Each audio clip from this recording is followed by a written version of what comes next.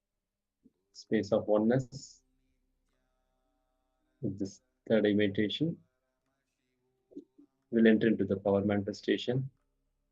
This is going to be the power of third eye. You are going to manifest the power of decreasing the temperature of your partner's body. Please go ahead and select your partner. If you have a partner who is there physically, then that's good. If you don't have a partner, you can select the partner remotely. You can ask any of the Zoom participants also to be a partner for you for this power manifestation. Let's take a moment and get the partner.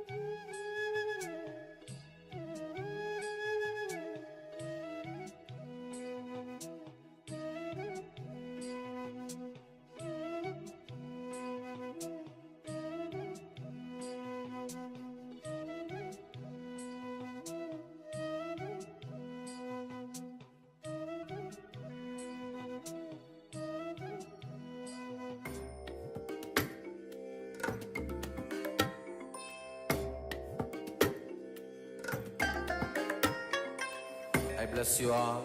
Let you all open all your three eyes and manifest the powers of Mahasadashiva. Om Nithyananda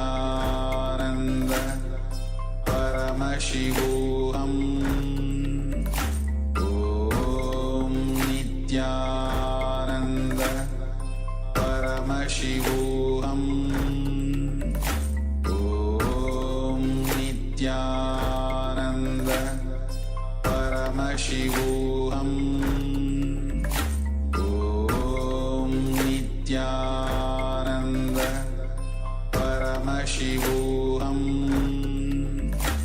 Om Nithyananda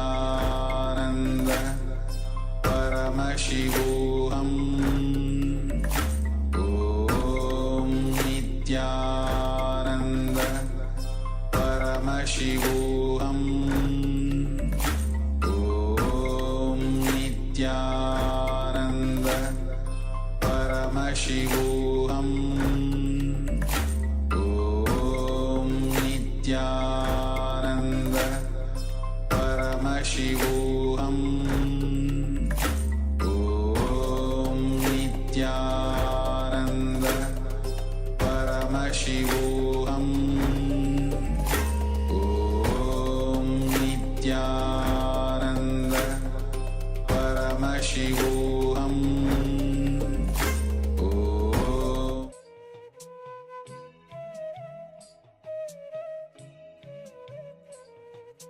Yes, I hope everyone has found your partner.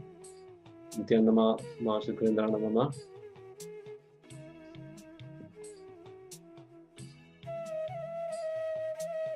Yes. Once again, we request all the participants to switch on your camera. Sobhana Saksyanama, Joan Han, and Evin Ma, and Ma Anandagurupini Ma. Let's get ready for the power manifestation. You are going to manifest the power of decreasing the temperature of your partner's body. So, please select your partner and measure the temperature now itself before manifesting the power so that you can verify the results later after the power manifestation.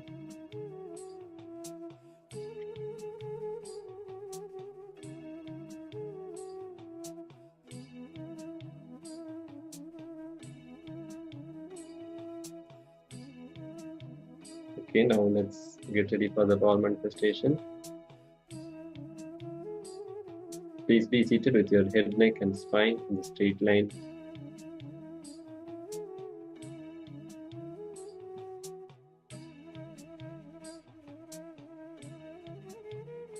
Bring your awareness between the eyebrows.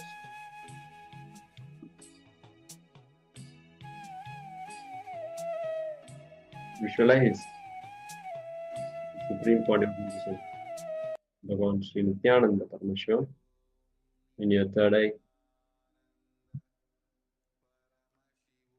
And with the space of oneness, declare the change of temperature in your partner's body. And keep chanting the Mahavakya. Om Nithyananda Paramashivoham. Om Nithyananda Paramashivoham. Let's keep chanting the Mahavakya. Let's start the power manifestation. Paramashivoham.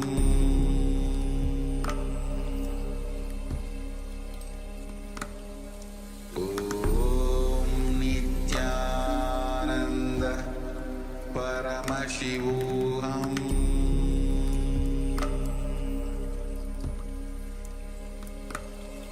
Om Nithyananda Paramashivoham.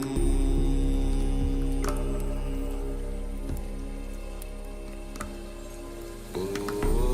Om Nithyananda Paramashivoham. Om Nithyananda Paramashivoham.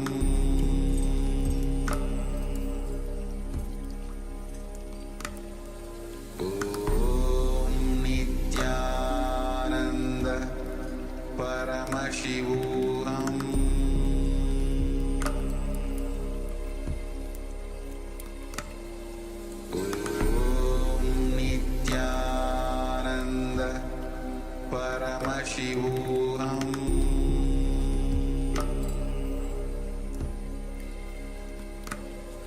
Om Nithyananda Paramashivoham.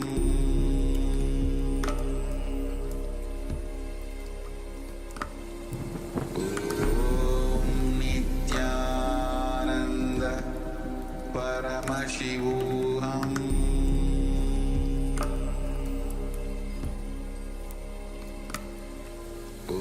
Om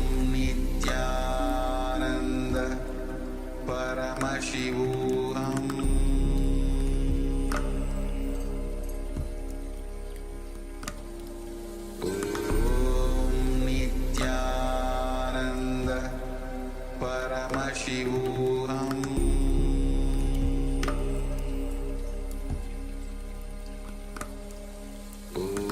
Om Nithyananda Paramashivoham.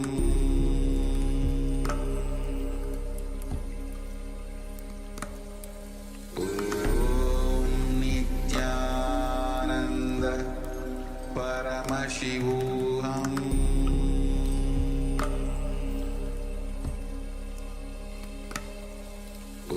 Om Nithyananda Paramashivoham.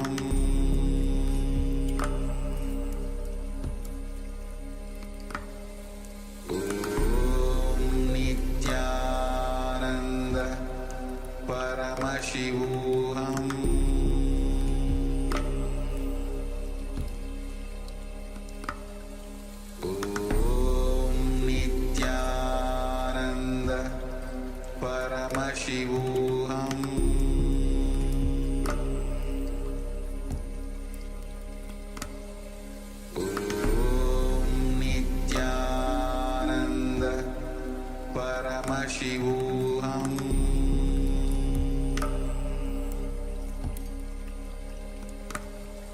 Om Nithyananda Paramashivoham.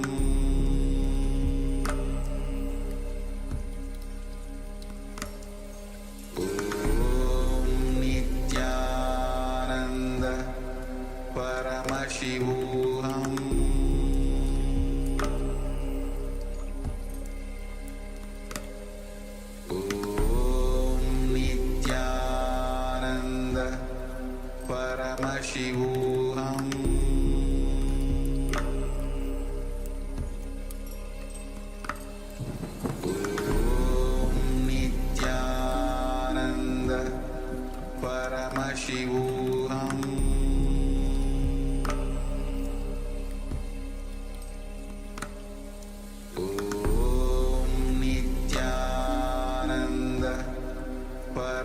Paramashivoham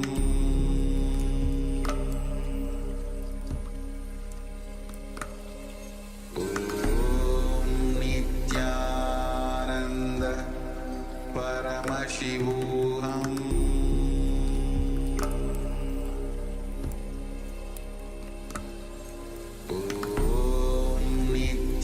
Nithyananda Paramashivoham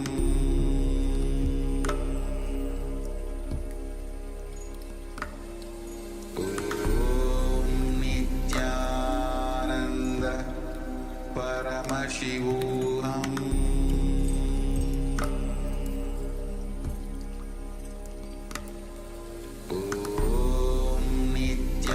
Nithyananda Paramashivoham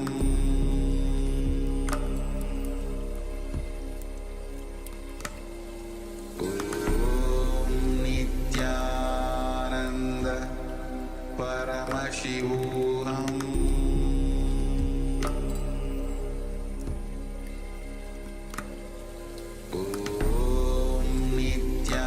Nithyananda Paramashivoham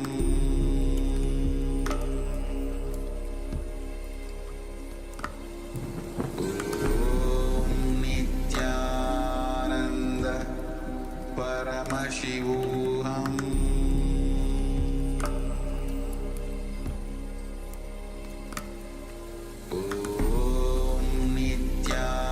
Nithyananda Paramashivoham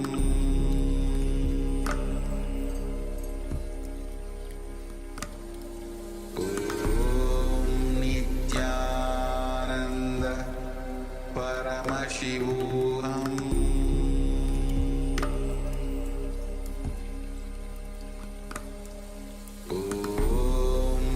Nithyananda Paramashivoham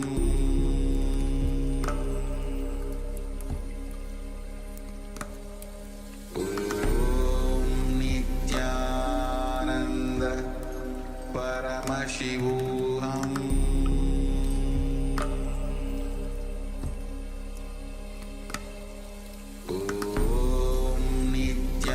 Nithyananda Paramashivoham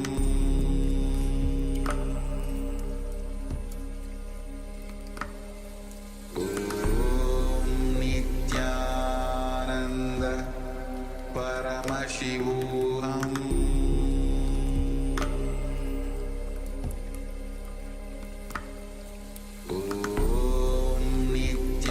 Nithyananda Paramashivoham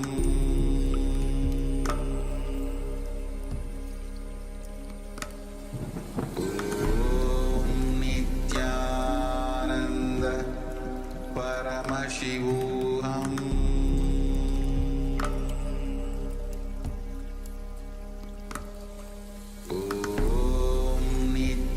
Nithyananda Paramashivoham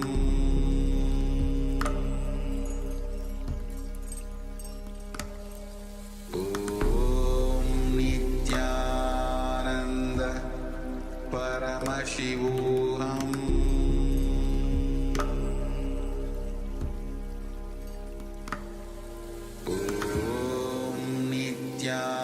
Nithyananda Paramashivoham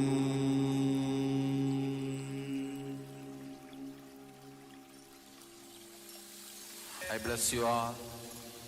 Let you all open all your three eyes.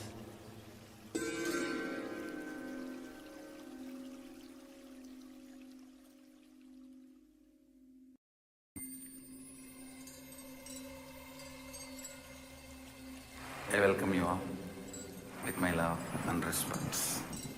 Let you all open all your three eyes. Om Nithyananda Paramashivoham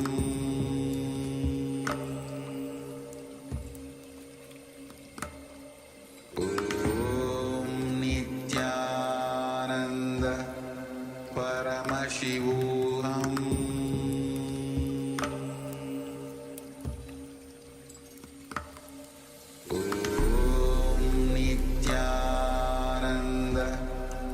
Paramashivoham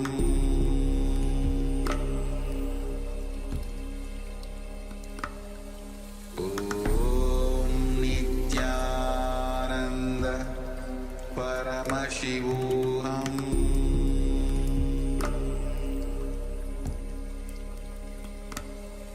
Om Nithyananda Paramashivoham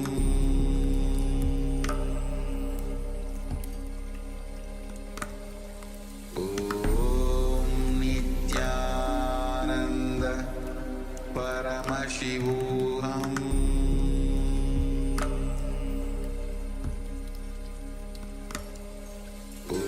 Om Nithyananda Paramashivoham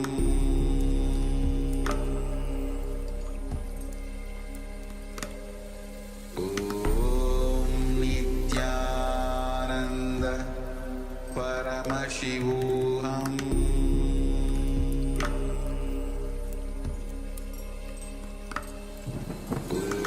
Om Nithyananda Paramashivoham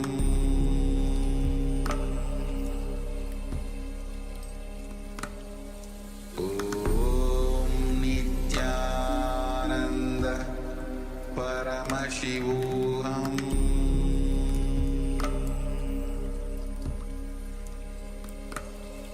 Om Nithyananda Paramashivoham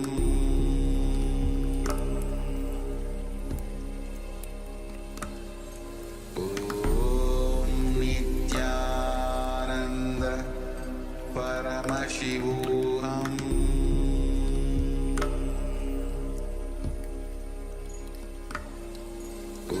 Om Nithyananda Paramashivoham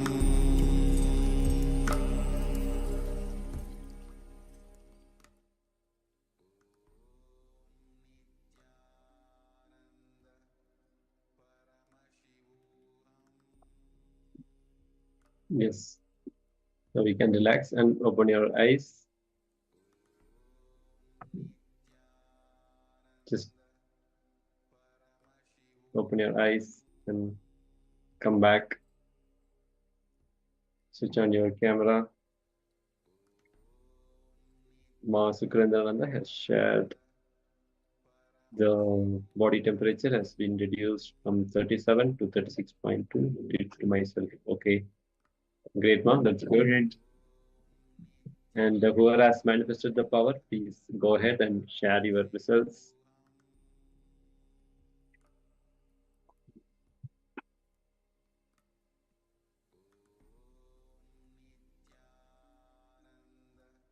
Ma Bankhand, Yuma, Nithyanandam, can you please share your result, Ma? Power manifestation results.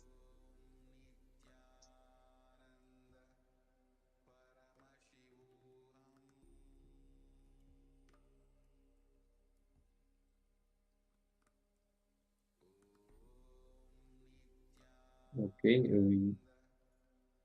Evin and Ma Shobana Saxena, John Han, can you please switch on your camera?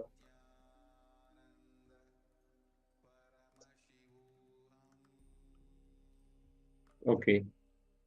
Okay, just to you keep posting your verification results of the power manifestation. Meanwhile, we'll enter into the further segments. Yes, now Swamiji is going to directly guide us through the Kriya. It's a Kriya for infection cure. So, those who have any infections, so if you do this Kriya for 21 days without stopping, so the infection will be cured. So let's come back to the space of listening and make yourself comfortable for this doing this Kriya. being sit on the floor with the mat and keep some space for you to do the pranayamas and stretches. So take few seconds to sit down and let's go into the Kriya.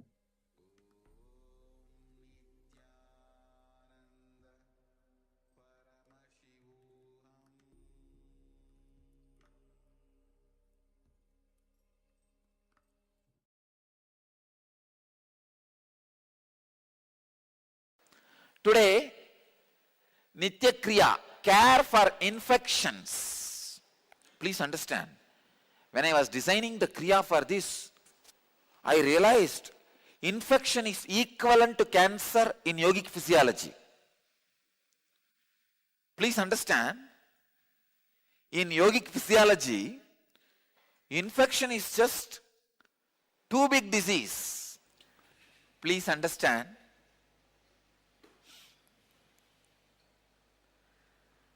when I started developing the Kriya for infections, curing the infections, I realized infections are equivalent to cancer in yogic physiology. I don't know how much allopathy recognizes about infection.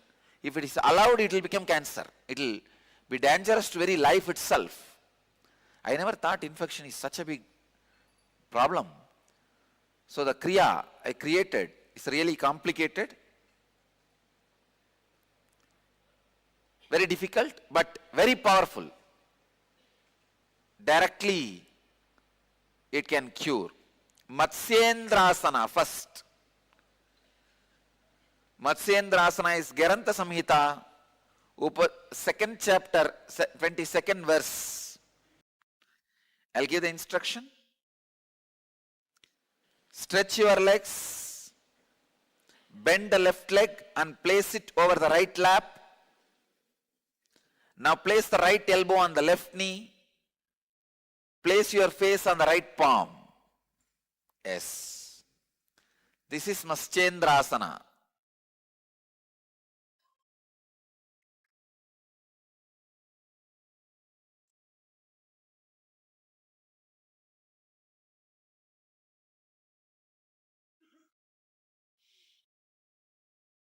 In Matsyendrasana, Plavini Kumbhaka. Let me explain. Inhale completely. Put the chin on your chest and hold as long as you can. And exhale as slowly as possible. Hold as long as you can, judiciously. Please do this 21 times.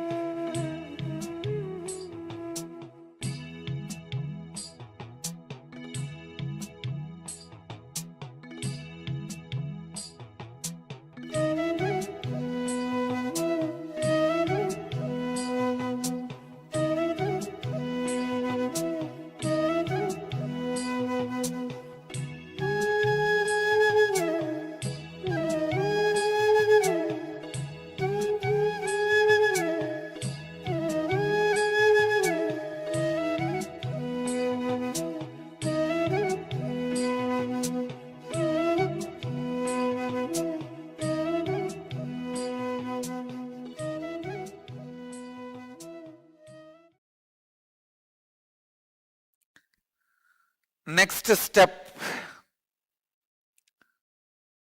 do Jalandhara Bandha. Jalandhara Bandha is again the same thing.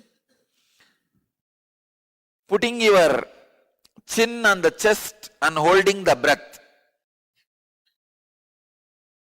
Actually, when you do the same thing again, the timing becomes more. That is why the two different name. The capacity becomes more. So do the same. Means putting the chin on the chest and holding the breath as long as you can judiciously. Do this 21 times.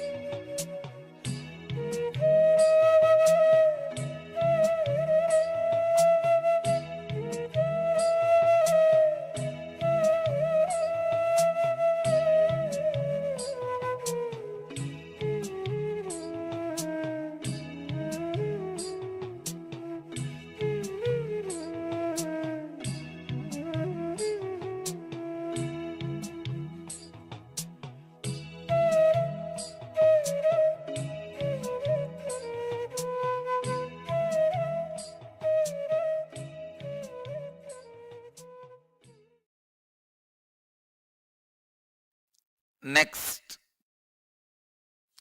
do the Magadasana.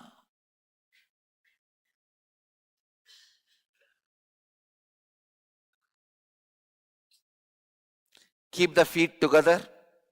Keep the toes pointing downwards. Sit on the heels with the heels raised off the ground. Rest the knees on the floor and spread the knees little apart.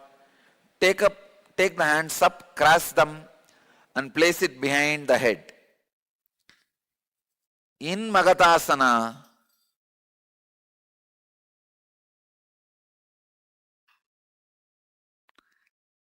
Kamala Kumbhaka. Inhale through right nostril. Retain the breath judiciously as long as you can. Exhale through the left nostril. Do this 21 times.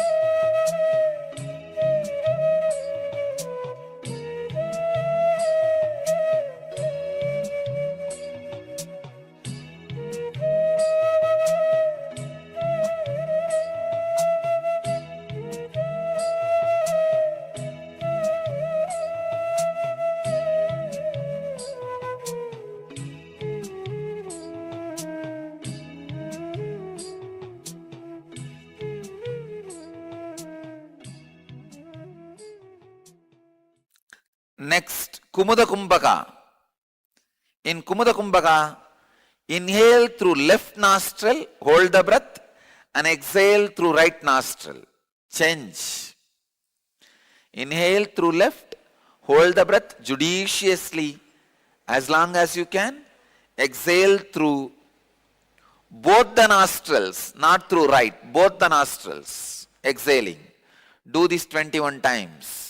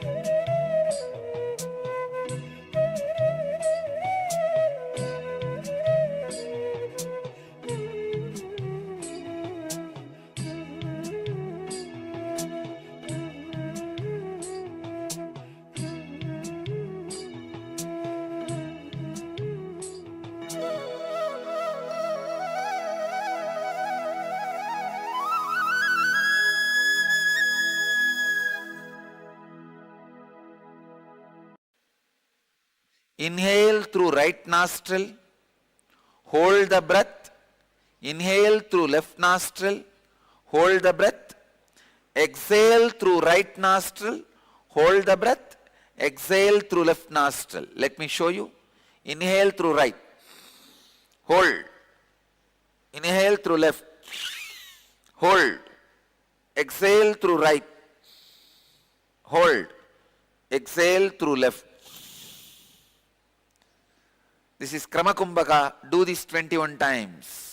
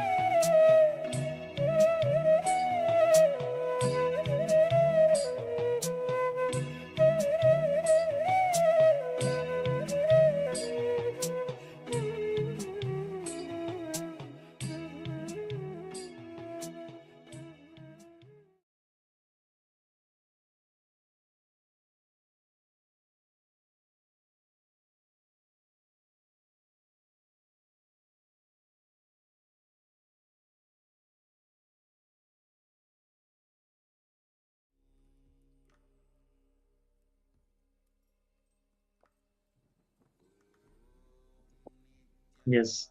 So after this powerful Kriya for the infection cure, so as Swamiji guided us, keep doing this Kriya for 21 days and you'll see the infection will be completely cured. And if you have any doubts or queries, you can ask us in the Zoom chat.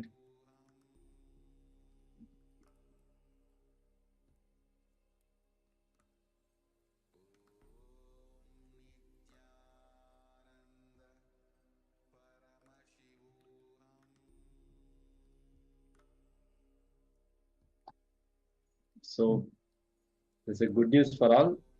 These kriyas, some of the kriyas are available in Enlighten app. Recently, we have launched the Enlighten app. So you can, in your Google Store, you can search Enlighten app. So you can install locally and you can find these kriyas and practice whenever you want. Yes. So now we are moving on to the next segment. Now Swamiji is directly going to guide us to the awakening of the reality, awakening to the reality. So let's come back to a space of listening and let's listen to the powerful truths, powerful understandings about the awakening to the reality. So let's listen to the Supreme Pontiff of Hinduism.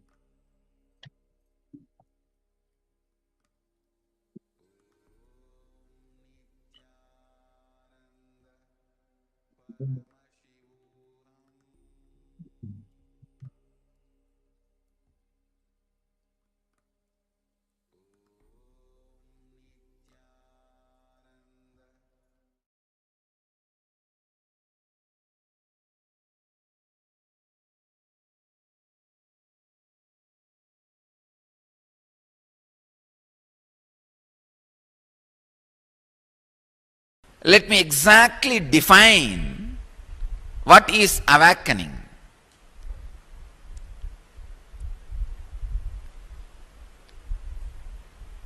The experience which you carry about you, that I exist, should function through that part and connect with the reality.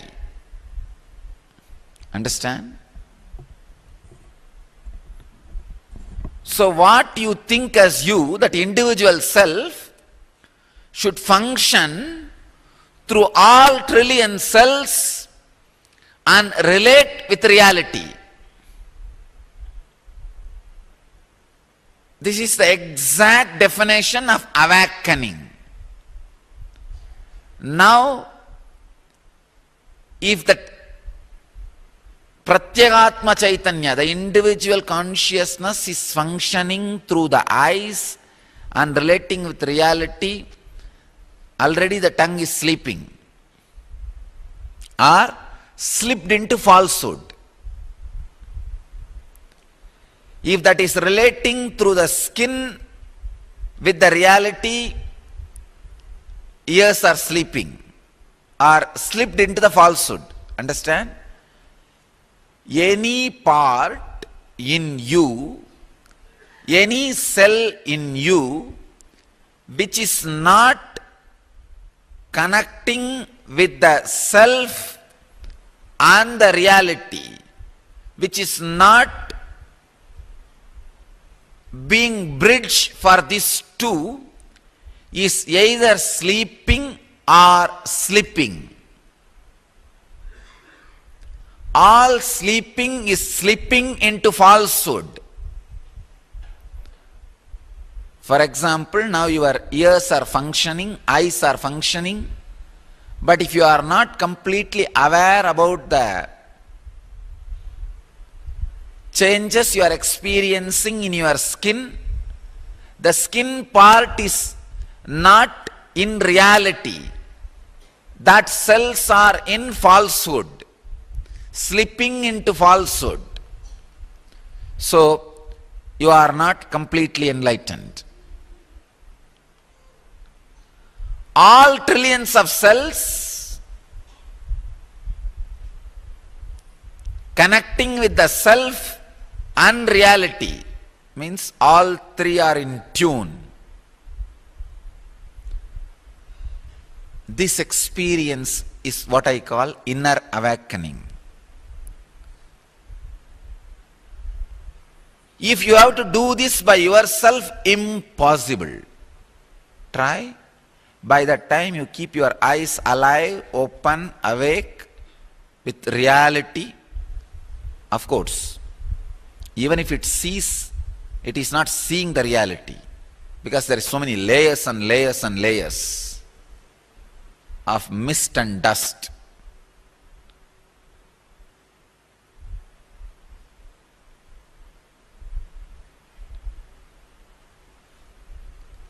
Even if it is hearing with layers and layers and layers of morphed, misrepresented, manipulated words and visions.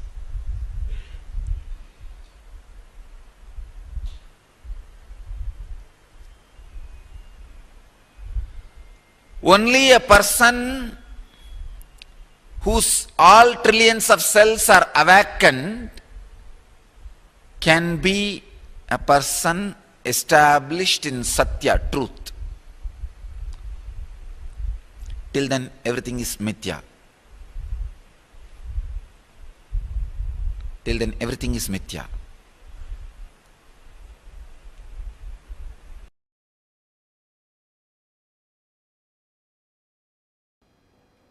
Today I'll speak on the unique equation that exists between authenticity and the reality of your life.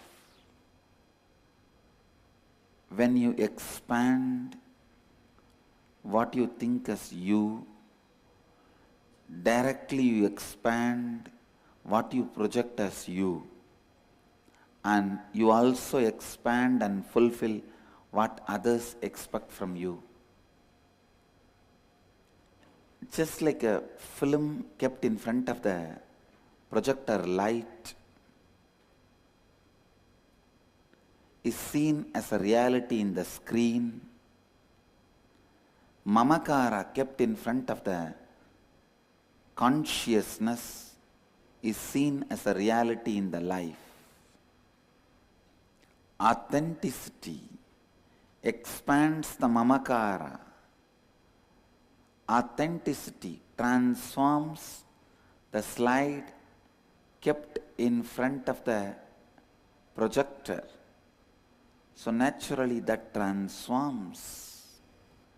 When you start working on authenticity constantly, every day you are reminded of expanding your mamakara, what you perceive as you, what you experience as you, what you feel as you.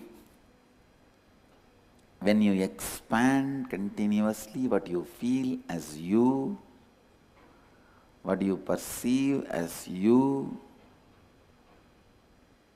when you are working on what you perceive as you, I tell you, so much miraculous changes will happen. The way you experience your reality, life will change. How the life responds to you will change. How you perceive the life will change.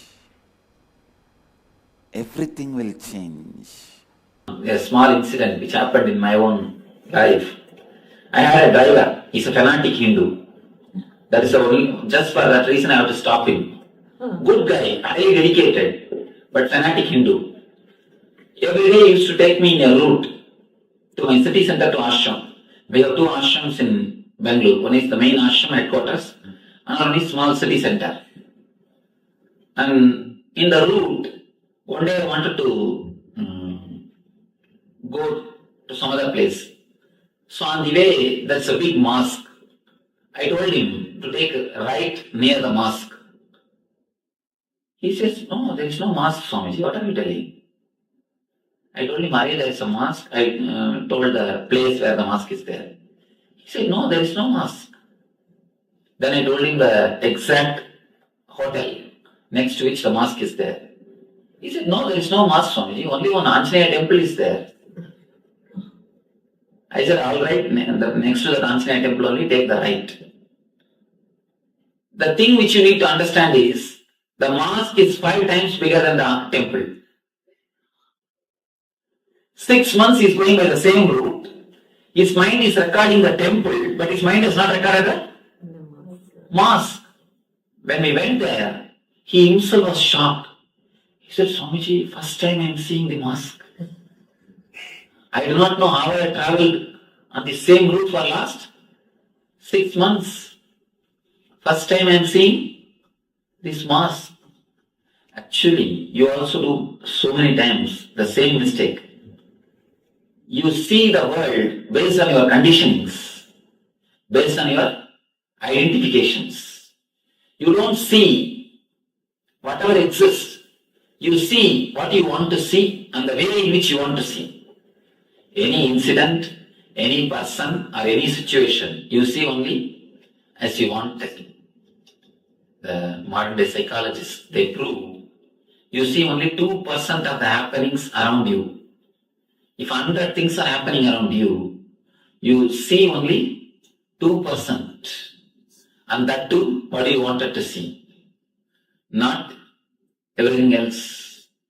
So all our judgment, all our thinking, everything is based on what you want to see. Everything is based on the way in which you wanted to see. There's a beautiful concept in Vedanta. Drishti Srishti means seeing what you want to see. Not seeing what is, seeing what you want. In our life, we see only what we want to see. When the Samnya Chakra is awakened, you will start having a deep intuition or a clear intelligence about everything, because your vision will become more sharper and deeper, not only the physical vision. I am telling about the inner vision, inner clarity. You will have more clear arguments, more clear judgments, more clear thinking. Your emotions are a result of years of conditioning that has gone into you. Multiple levels of conditioning. Conditioning from parents, siblings, family members. If your elder brother again and again gets angry and never gets corrected, gets away with it, you learn the lesson. Wow. Then by getting angry, your space becomes more. Nobody can bully you. You can get away with it. The lesson goes inside. That is the conditioning. Understand? Neither your elder brother directly conditioned you, nor your parents directly conditioned you, but your parents bend when your elder brother screams. Then what lesson you learn? Yes, by screaming, I can get my way. I can get what I want. You are now conditioned. The multiple level of conditioning, same way. How my brother gets attention, how my sister does not get attention. All these conditions you. The multiple level of conditioning, your whole personality itself is a result of your parental and social conditioning. Parental and social conditioning. Attention need is one of the fundamental childhood conditionings. Parents use fear, and greed as a tool to control you. For example, when you eat, they say, what a good boy you are. And they will tell you also, if you don't eat, you are a bad boy. How can that make me bad boy? Of course, unfortunately, you can't think at that time. So if they tell you you are bad boy, you are bad boy, that's all. If they tell you you are a good boy, you are a good boy, that's all. Just to break this one conditioning, it takes almost 1 year for me with my ashram. They have to get out of the words uttered by others and have their own understanding about themselves. Just for this one thing, it takes 1 year for me. Human beings are so deeply conditioned by the words uttered by the parents. Unfortunately, they try to project their parents on me. I tell them, no. I am neither your father nor your mother. I am beyond. I am not going to be your father figure. No. I don't want to do that sin of conditioning you. It is time. You need to look in. The childhood attention need knots, conditionings. Understand? The original sin is not Adam eating that apple. No. The original sin is parents conditioning the kids. The first conditioning starts with the attention need.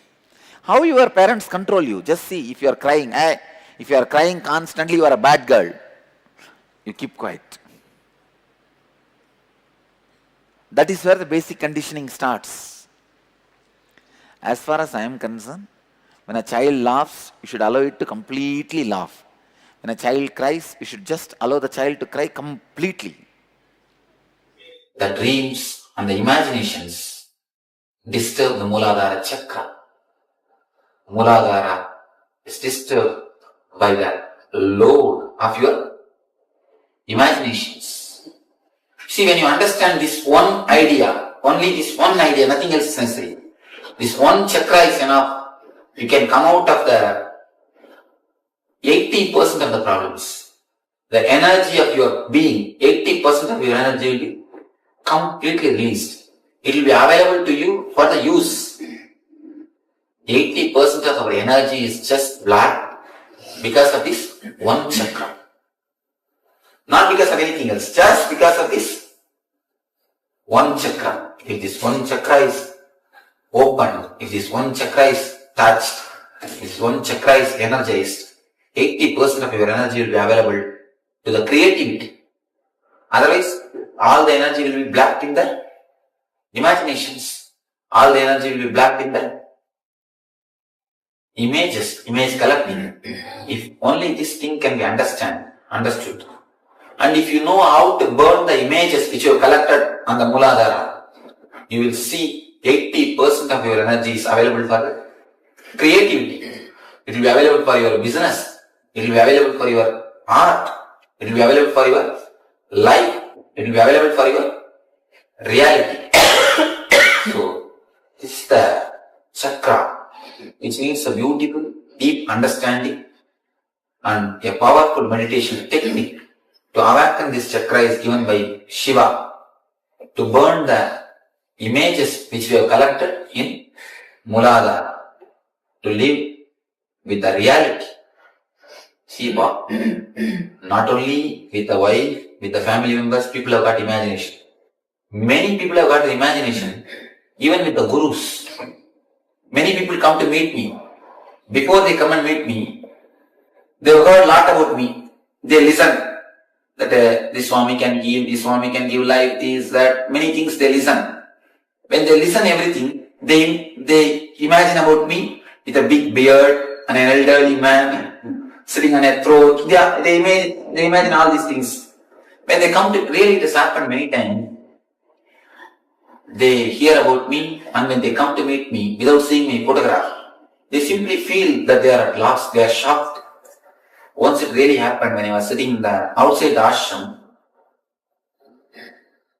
Once I was sitting outside the ashram, and a pipe, there was a big water pipe, and that I was sitting and shaking my legs and relaxing in the evening air. One man came and asked, I want to meet Swamiji. I told him, you go and sit in the meditation hall, he will come, it is time for his darshan, he will come. When he went and sat, after some time I washed myself and got ready. I went to the meditation hall. The hall is, in the hall there is no my photograph. I went to the hall to sit on my simhasana, to sit on my peetam. When I went and sat on the peetam, he told me, no, I want to meet the big Swamiji. I told him, no, I am the big Swamiji. Again he says, no, I want to meet Swamiji who does healing and all. I heard that he does lot of healing. I want to meet that Swamiji who went and wandered all over India. I heard about him, that I want to meet that Swamiji. I told him, you see, I cannot have identity card. If you believe that I am that Swami, please come. I will talk to you and I will do what can be done. If you can't, what can be done? And you won't believe that man mentally. Really mentally. And people are coming with such a prejudiced idea, such that they already collected images, they already created their own thing in mind. They are not able to digest the reality. So you see, creating image, imagination and projecting it is such a hard thing, such a strong thing. It needs tremendous intelligence to live with the reality. Most of the time we miss the reality. We look at the reality in a distorted way. See, you wear a green glass. If you wear a green glass and look at the world, how it will look? Green. And not even a green glass, the glass is broken here and there. And you are looking through that glass, what will happen? The whole world will look like a distorted thing. That is the way we look at this world. That is the way we see the reality. That is the reason we feel God is not doing justice to us. See, God is the energy which can do so much, not only that, which is doing everything. See, we believe that God can do everything, but only thing we don't believe God has got enough buddhi to do everything. See, we believe God has got Shakti to do everything. We know that God has got Shakti to give what we want, but we don't believe God has got buddhi to when to give. That is what is our problem. We believe He has got Shakti, but we don't believe He has got buddhi. The same way, we just project our own things on the others. The projection and the imagination is what locks this chakra. And the tremendous energy, more than 80% of your energy is just locked and hanging on this chakra. If you can be released at this chakra, you will see the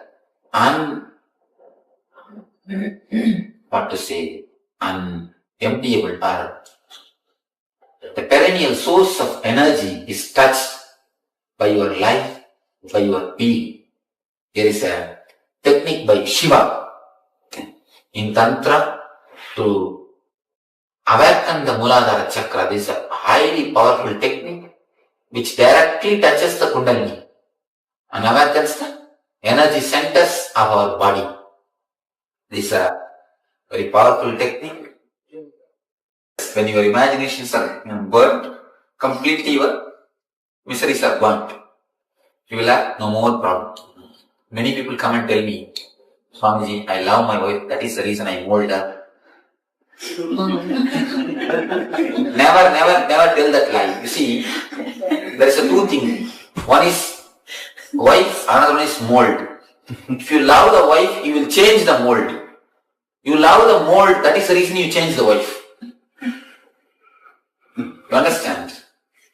If you love the wife, you will never change the wife, you will change the mold. You are loving the mold, that is the reason. That's right. Change the wife. Never say that I love her because I love her, I change her. No. This is a powerful technique to burn all the imaginations. to give you the clarity and accept, welcome the other as they are. Accept and welcome the life as it is. Enjoy the reality as it is. It's a beautiful technique.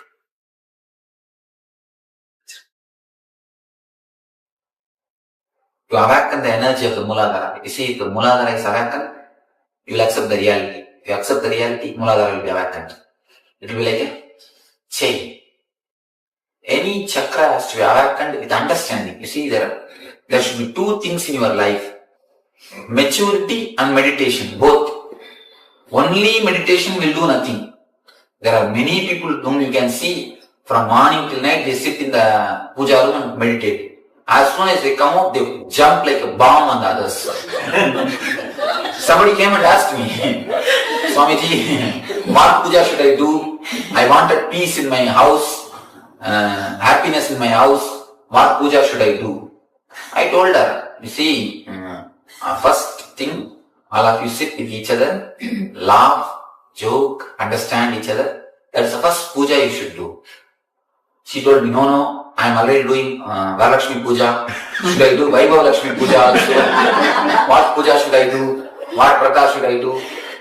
I told her, you see, when you enter into the puja room, you do puja to the Lakshmi. When you come out of the puja room, you do archana to your husband. Puja to your Lakshmi, archana to your husband. How can peace exist in your house? How can this thing happen in the real life? So simply meditating will do nothing. Meditation and maturity. Both should have in your life. Both should go hand in hand.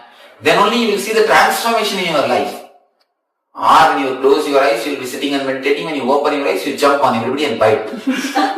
That is not the way of real life. That is a pseudo-spirituality. I call that as a pseudo-spirituality.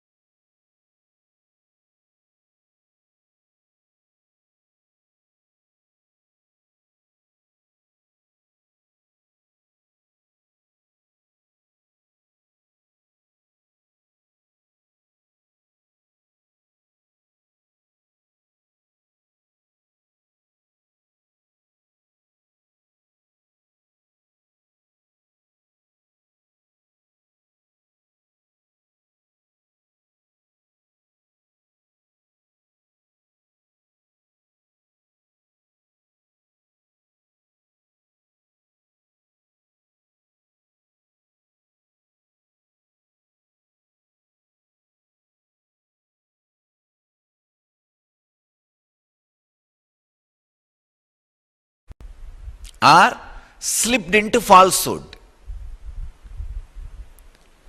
If that is relating through the skin with the reality, ears are sleeping or slipped into the falsehood. Understand?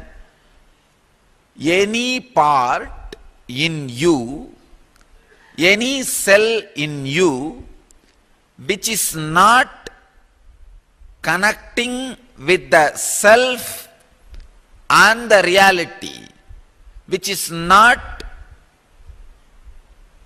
being bridge for these two, is either sleeping or sleeping. All sleeping is slipping into falsehood. For example, now your ears are functioning, eyes are functioning, but if you are not completely aware about the changes you are experiencing in your skin, the skin part is not in reality. That cells are in falsehood, slipping into falsehood. So, you are not completely enlightened. All trillions of cells connecting with the self and reality means all three are in tune. This experience is what I call inner awakening. If you have to do this by yourself, impossible. Try. By that time you keep your eyes alive, open, awake with reality. Of course, even if it sees, it is not seeing the reality, because there are so many layers and layers and layers of mist and dust.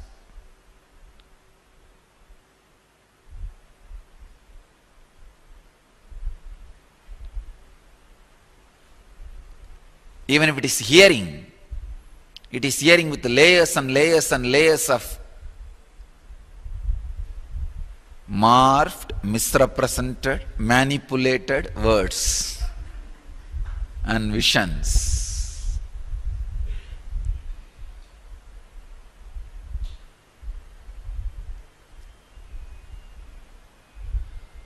Only a person whose all trillions of cells are awakened can be a person established in Satya, truth. Till then everything is mithya. Till then everything is mithya.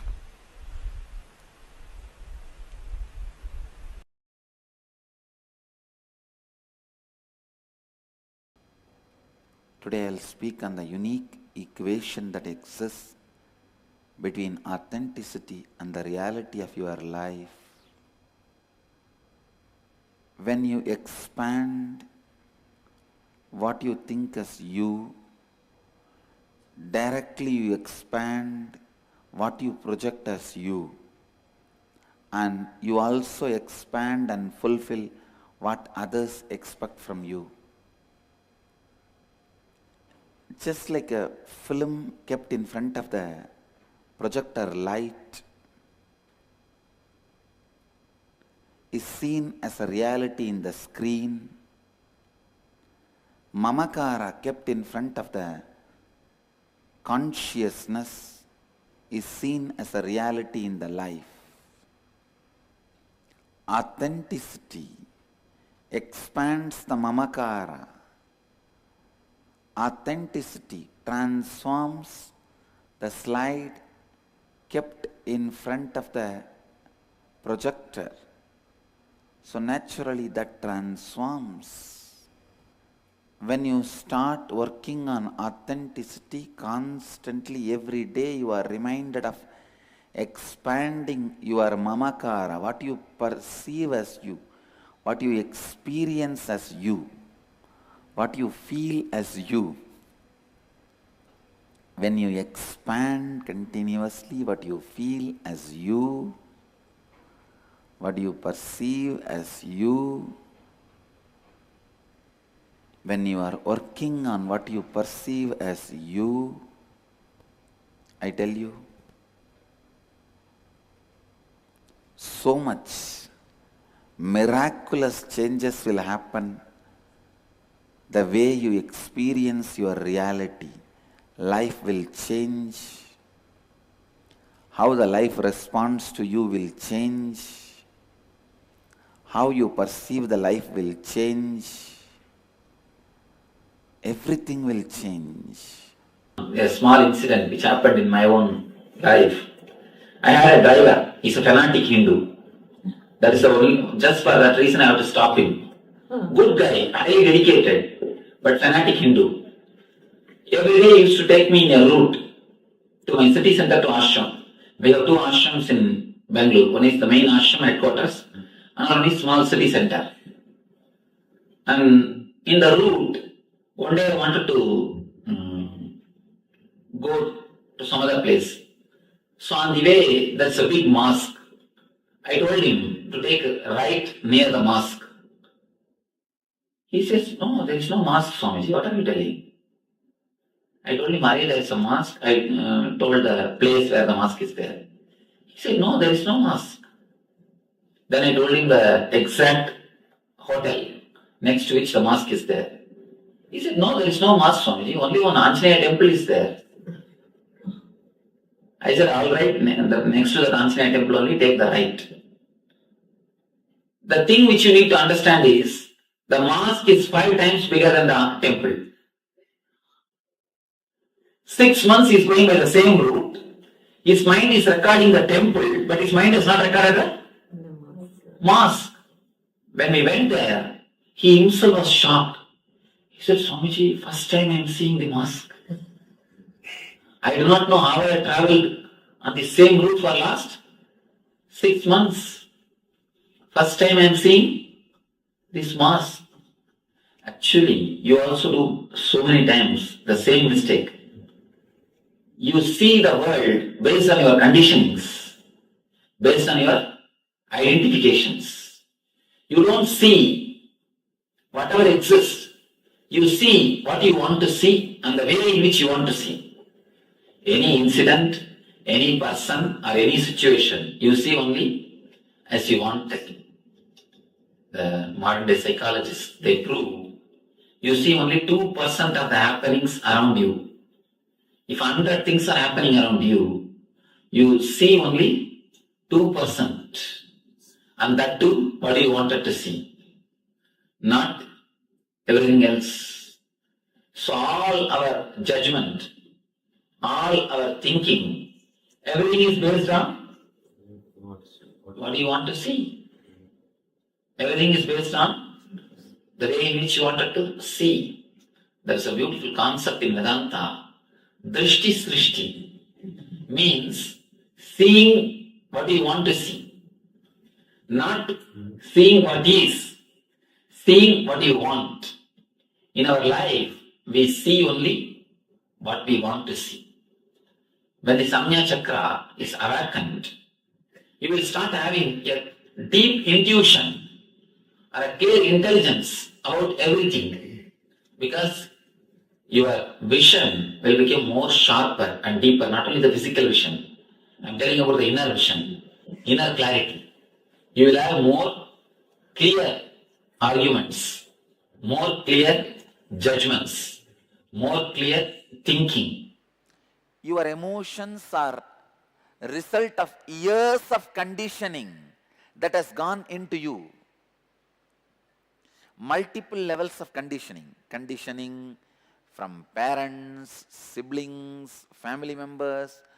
If your elder brother again and again gets angry and never gets corrected, gets away with it,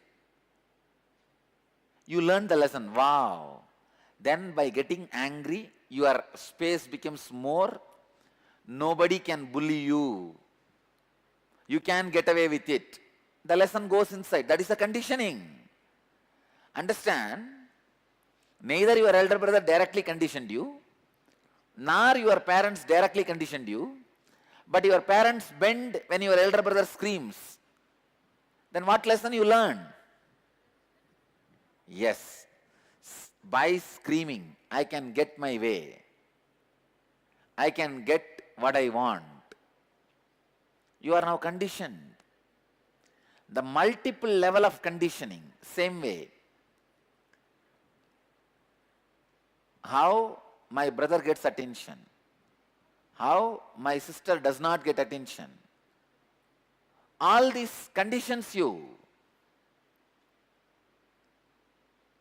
The multiple level of conditioning, your whole personality itself is the result of your parental and social conditioning. Parental and social conditioning. Attention need is one of the fundamental childhood conditionings. Parents use fear and greed as a tool to control you.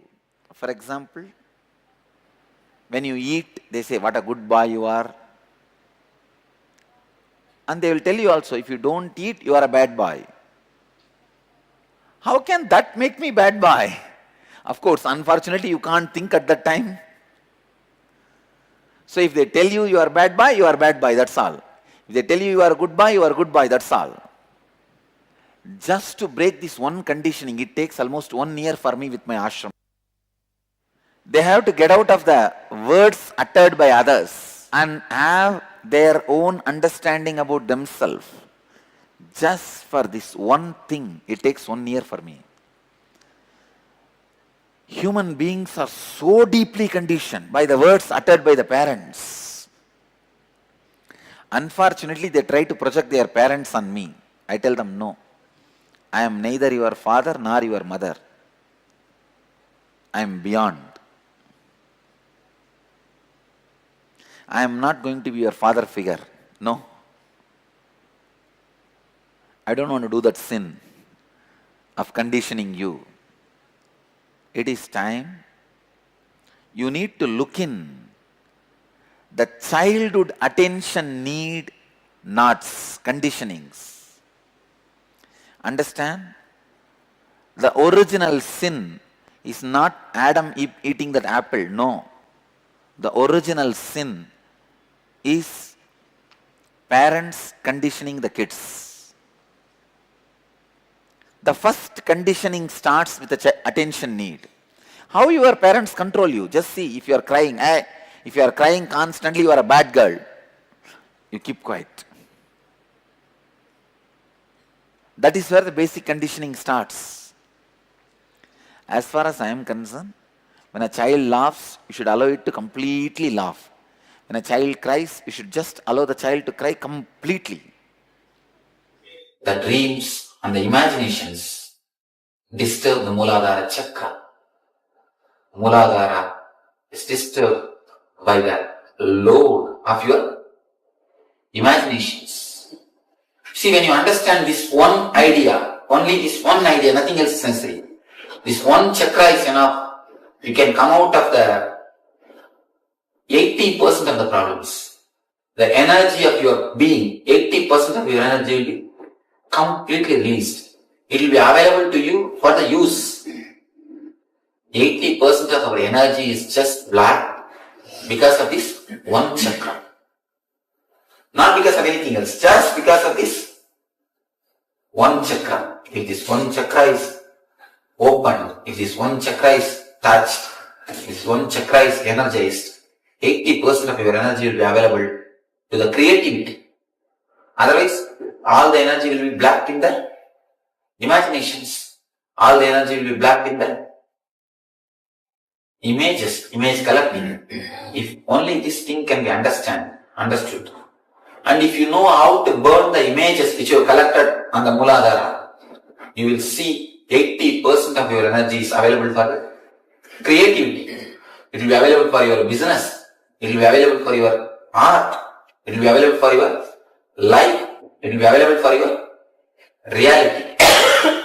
So, this is the chakra, which means a beautiful, deep understanding And a powerful meditation technique to awaken this chakra is given by Shiva to burn the images which we have collected in Muladhara, to live with the reality. See, not only with the wife, with the family members, people have got imagination. Many people have got the imagination, even with the gurus. Many people come to meet me. Before they come and meet me, they have heard a lot about me. They listen that this Swami can give, this Swami can give life, this, that, many things they listen. When they listen everything, they imagine about me with a big beard and an elderly man sitting on a throne. They imagine all these things. When they come to, really it has happened many times. They hear about me, and when they come to meet me without seeing my photograph, they simply feel that they are at last, they are shocked. Once it really happened when I was sitting outside the ashram. Once I was sitting outside the ashram, and a pipe, there was a big water pipe, and that I was sitting and shaking my legs and relaxing the evening air. One man came and asked, I want to meet Swamiji. I told him, you go and sit in the meditation hall. He will come. It is time for his darshan. He will come. When he went and sat, after some time I washed myself and got ready. I went to the meditation hall. The hall is, in the hall there is no my photograph. I went to the hall to sit on my simhasana, to sit on my peetham. When I went and sat on the peetham, he told me, no, I want to meet the big Swamiji. I told him, no, I am the big Swamiji. Again he says, no, I want to meet Swamiji who does healing and all. I heard that he does lot of healing. I want to meet that Swamiji who went and wandered all over India. I heard about him, that I want to meet that Swamiji. I told him, you see, I cannot have an identity card. If you believe that I am that Swami, please come. I will talk to you and I will do what can be done. If you can't, what can be done? And you won't believe that man mentally. Really mentally. And people are coming with such a prejudiced idea, such that they already collected images, they already created their own thing in mind. They are not able to digest the reality. So you see, creating image, imagination and projecting it is such a hard thing, such a strong thing. It needs tremendous intelligence to live with the reality. Most of the time we miss the reality. We look at the reality in a distorted way. See, you wear a green glass. If you wear a green glass and look at the world, how it will look? Green. And not even a green glass. The glass is broken here and there. And you are looking through that glass. What will happen? The whole world will look like a distorted thing. That is the way we look at this world. That is the way we see the reality. That is the reason we feel God is not doing justice to us. See, God is the energy which can do so much, not only that, which is doing everything.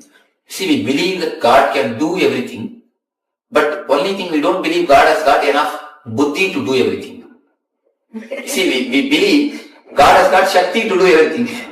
We know that God has got Shakti to give what we want, but we don't believe God has got buddhi to when to give. That is what is our problem. We believe He has got Shakti, but we don't believe He has got buddhi.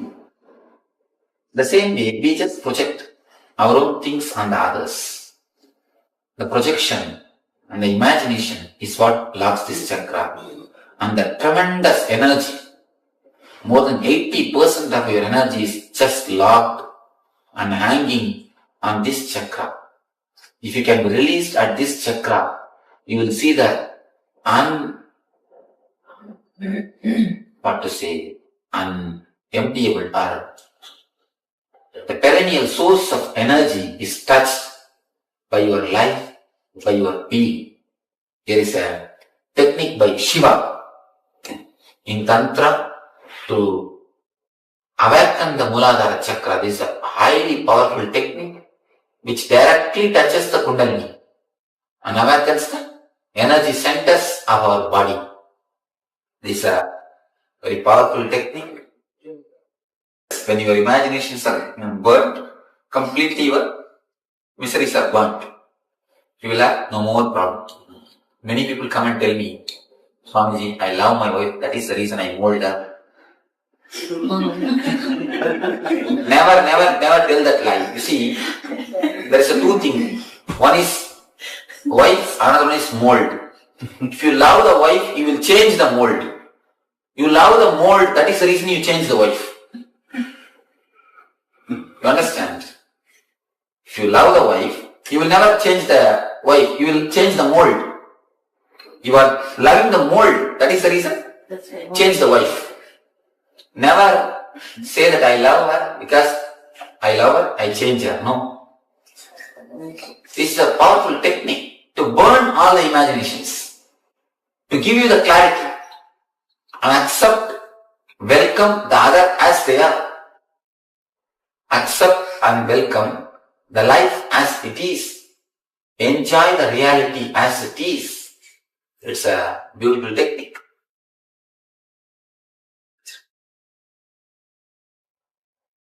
To awaken the energy of the Muladhara. You see, if the Muladhara is awakened, you will accept the reality. If you accept the reality, Muladhara will be awakened. It will be like a chain. Any chakra has to be awakened with understanding. You see, there should be two things in your life. Maturity and meditation, both. Only meditation will do nothing. There are many people whom you can see from morning till night, they sit in the puja room and meditate. As soon as they come out, they jump like a bomb on the others. Somebody came and asked me, Swamiji, what puja should I do? I wanted peace in my house, happiness in my house. What puja should I do?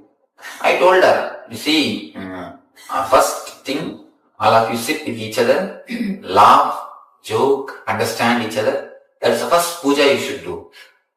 She told me, no, I am already doing Varalakshmi puja. Should I do Vaibhava Lakshmi puja also? What puja should I do? What prata should I do? I told her, you see, when you enter into the puja room, you do puja to the Lakshmi. When you come out of the puja room, you do archana to your husband. Puja to your Lakshmi, archana to your husband. How can peace exist in your house? How can this thing happen in the real life? So simply meditating will do nothing.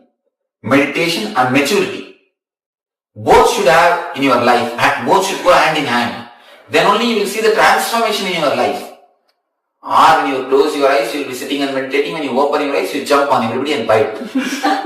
That is not the way of real life. That is a pseudo-spirituality. I call that as a pseudo-spirituality.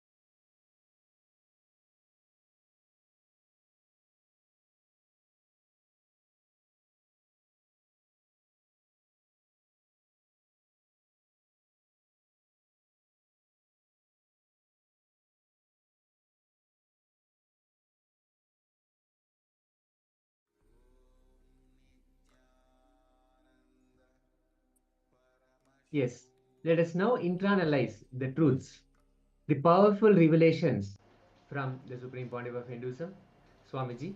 Now, all those instances, all those incidents in our lives where we got attention, and then there were incidents in our lives where we did not receive the attention. Either there was a lack of attention or we were maybe scolded, something like that. How those incidents and how we receive them inside and internalize them, how the whole thing has shaped us. You'll see how all those patterns are still affecting our reality or the version of reality that we experience. Whatever may be happening, we will only be able to experience based on those incidents, the decisions that we made from those incidents. So now, in this session, we'll be going through a process where we will awaken to the reality as it is, not based on impressions that we have created on the incidents that happened in the past, from our past memories. So now what we'll do as a first step is to look back and recall all those incidents. Remember all those incidents when we got good attention from our parents, from, or maybe from others also, but mainly from our parents because they have the most impact in our lives. So let us look at all those incidents, all those memories where our parents gave us so much of attention, so much of positive attention. They said something like, yes, you did a good job. They patted on our back, or they gave us a candy, or they said, good things about us, and then they shared what we did with their friends or their families, and so on. And maybe they gave a dessert, something like that. So all of this, recall all those moments and now look at how that made you feel and what actually made you think at those moments. Normally what will happen is when something we receive positive reinforcement, positive feedback, appreciation from our parents, we tend to say, yes, I need to do more of this, I need to be more of this behavior, so I can always have that positive reinforcement, positive feedback, rather the good gifts, the candies and all that. So at a very young age, we would have said, yes, we would have aligned ourselves to say, yes, this is how I should be, this is how my behavior should be, so that I will have that positive response from them. So now let us look at all those moments, all those incidents, and write them down. All the incidents where we had positive response from our family, from our parents, and how that made us feel. Let us start penning down. Let's take a pen and paper and a notepad and start writing down.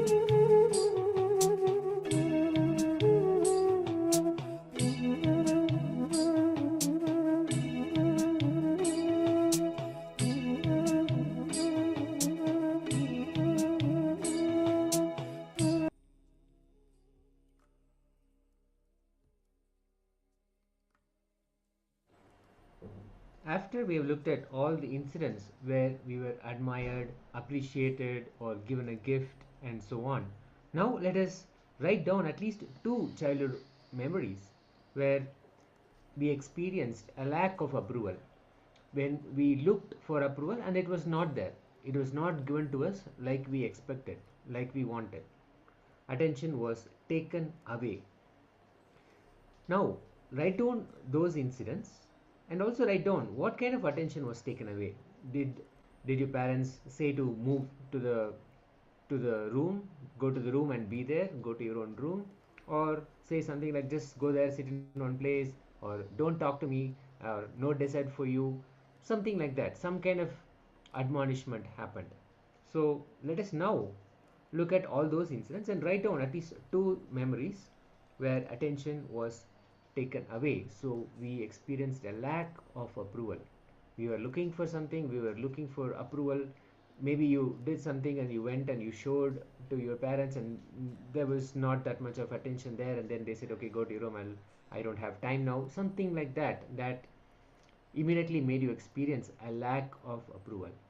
So let's remember and write at least two incidents. Let's start.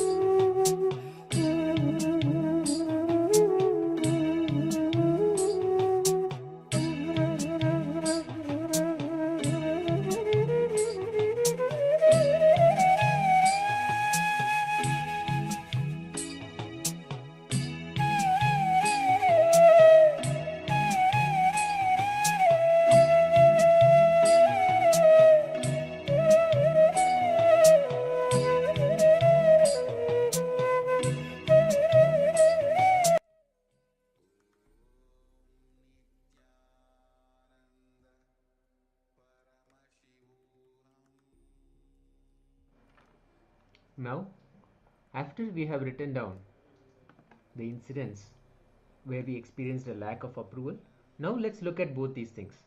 Let us see how in those two instances how we reacted, and how in the same way in all our current relationships, or maybe even all the other relationships in our lives, how we experience the same pattern. We see a lack of approval in some instances, we see a appreciation happening in some instances.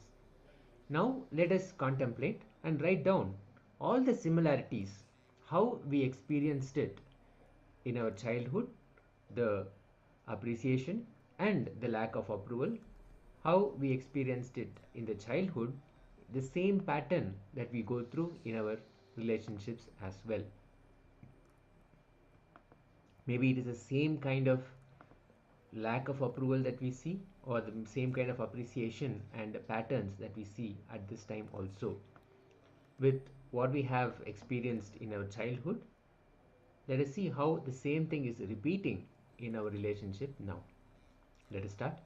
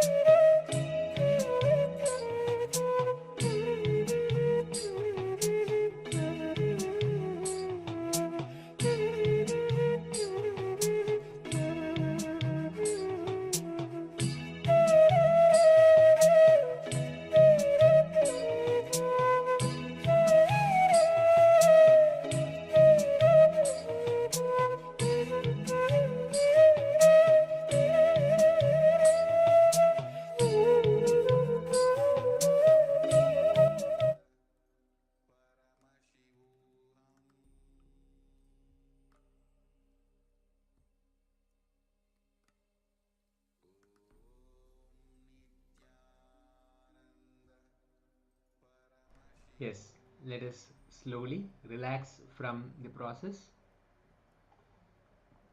Slowly relax from the process. Let us have a quick sharing of how you are able to relate with your childhood experiences about getting appreciation or lack of admiration, lack of approval, with how you experience your relationships now. Let us quickly share what your insights were, how you are able to relate with what you experienced as a child. Maybe a lack of appreciation or even admiration, something like that, and how exactly the same things as a pattern you experience it now in your relationships. Let's quickly share. Now, this whole understanding will give you a tremendous power to see beyond all your judgments and past decisions that you have made based on your past memories, all of that, and you will be able to completely relate with reality as it is. It's a very powerful process. So, quickly share. And in the next session, now, we're also going to approach the same thing, relating with reality through a Kriya, through a powerful Kriya process. Swamiji has given, he has created so many different Kriyas to directly address many of the disorders that are happening in our body, physical body, and also in the mental body, in the mental plane, and all the diseases that happen in the physical body and in the mental plane. How to realign and make sure the original state, which is health when it comes to our physical body, and a pure state of bliss in our mental plane, how we can restore ourselves back to that original space. And that can happen only with when we relate with life, when we relate with reality as it is, without any of the judgments or any of the decisions, any of the past incompletions from our childhood days when we experience something. So now this Kriya will directly address those all the incompletions, and it will allow us to relate with reality as it is. All these kriyas will awaken our Kundalini Shakti, the potent, the latent, inherent energy that we all have, and blast that energy into all the parts of the body through the meridians. And when that happens, through Swamiji's presence, all the blocks that we have in those meridians, in those pathways, they get removed, and all our organs, internal organs and intra organs, they get re energized and they restore themselves to their original state. So now let us quickly enter into this Kriya. For this Kriya, now Swamiji will be directly guiding us into this Kriya. Now let us come back and sit in a comfortable posture. Sitting on the floor is recommended. Only if you are not able to sit on the floor comfortably, you can sit on a chair. But otherwise, as much as possible, please sit on the floor, sitting cross-legged and sitting comfortably in a relaxed fashion. Let's become ready to follow the process as given by Swamiji, the Kriya process. He will be guiding us. Swamiji will be guiding us into the process. Let's enter into the session.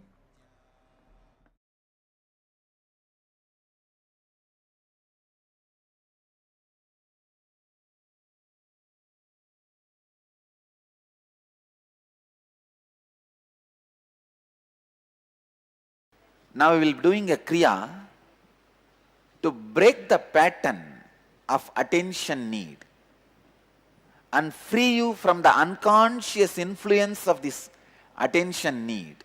Please spread all over the hall. See, Pavan Muktasana means this, that's all. This is Pavan Muktasana.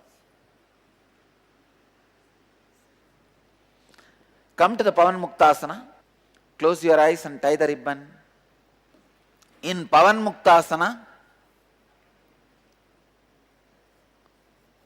you need to intensely chant the humming.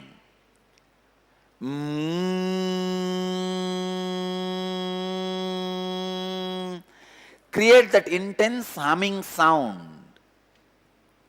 as deeply as possible, as loudly as possible, as intensely as possible. Please create the humming sound as loudly as possible, as deeply as possible, as intensely as possible. Start. Please come to Pavanamuktasana, hum intensely for next 21 minutes. Hold the legs together, closer to your chest. Let your eyes be closed. Just sit. You can sit in a relaxed way.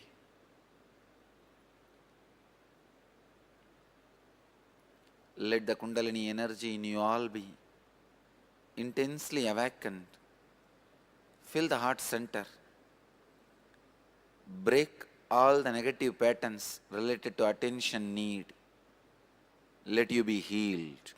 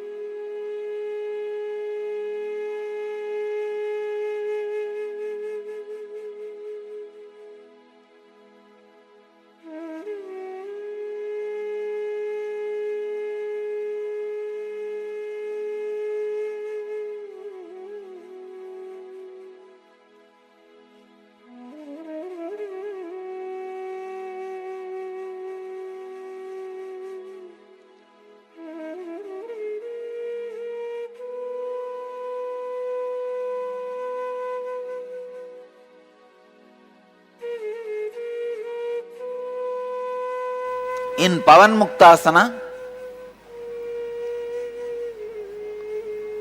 you need to intensely chant the humming.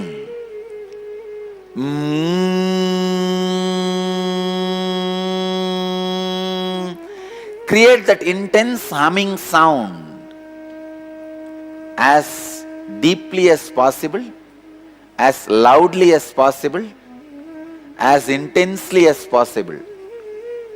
Please create the humming sound as loudly as possible, as deeply as possible, as intensely as possible.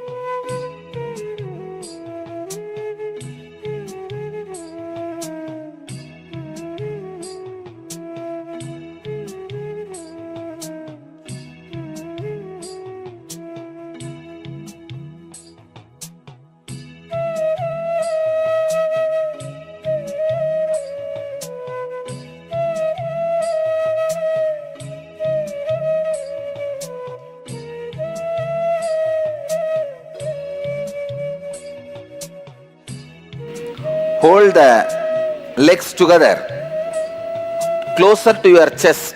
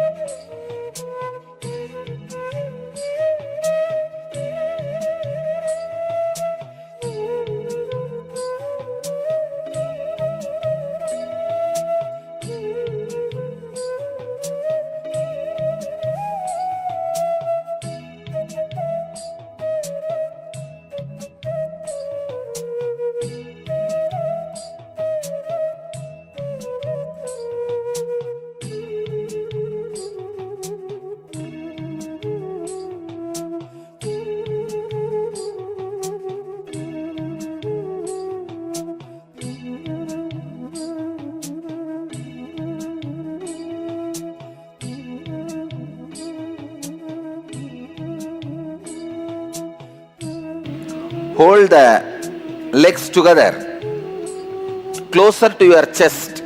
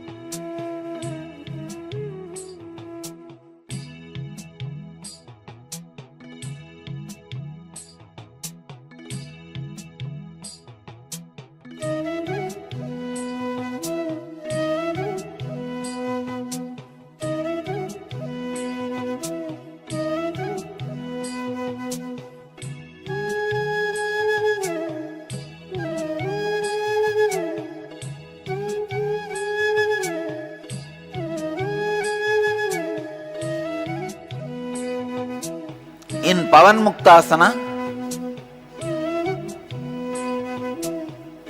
you need to intensely chant the humming.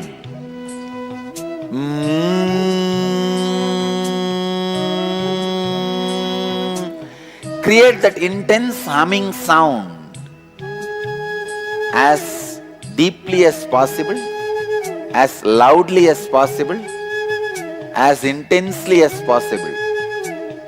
Please create the humming sound as loudly as possible, as deeply as possible, as intensely as possible.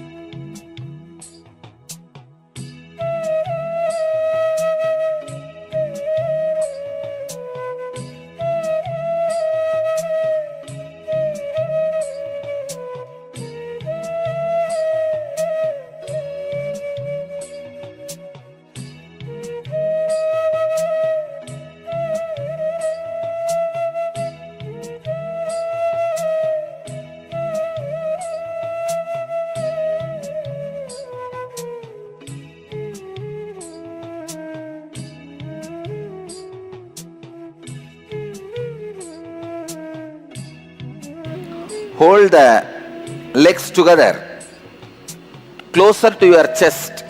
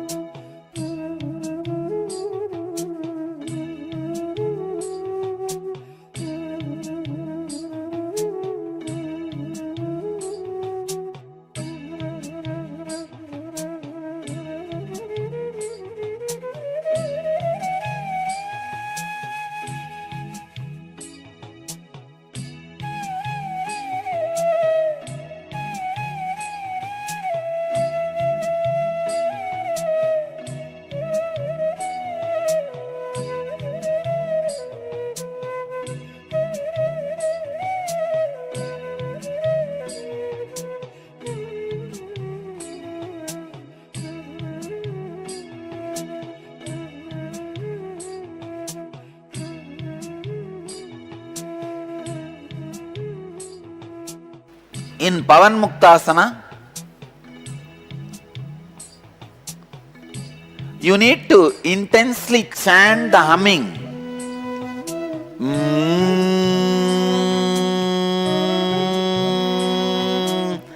Create that intense humming sound as deeply as possible, as loudly as possible, as intensely as possible. Please create the humming sound as loudly as possible, as deeply as possible, as intensely as possible.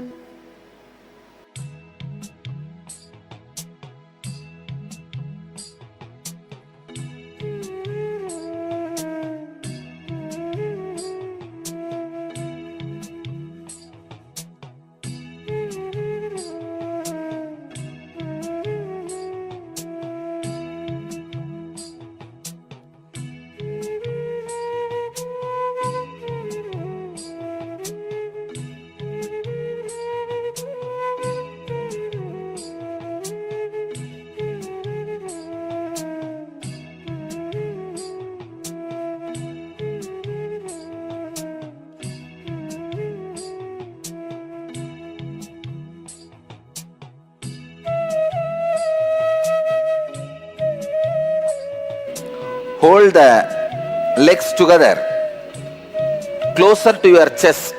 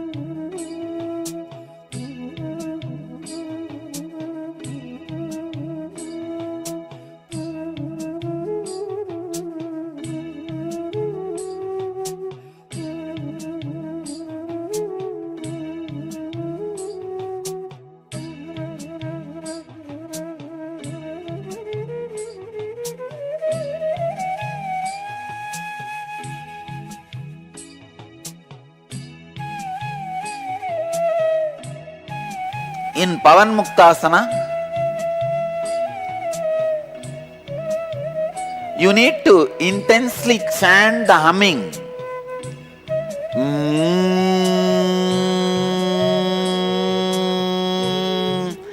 Create that intense humming sound as deeply as possible, as loudly as possible, as intensely as possible. Please create the humming sound as loudly as possible, as deeply as possible, as intensely as possible.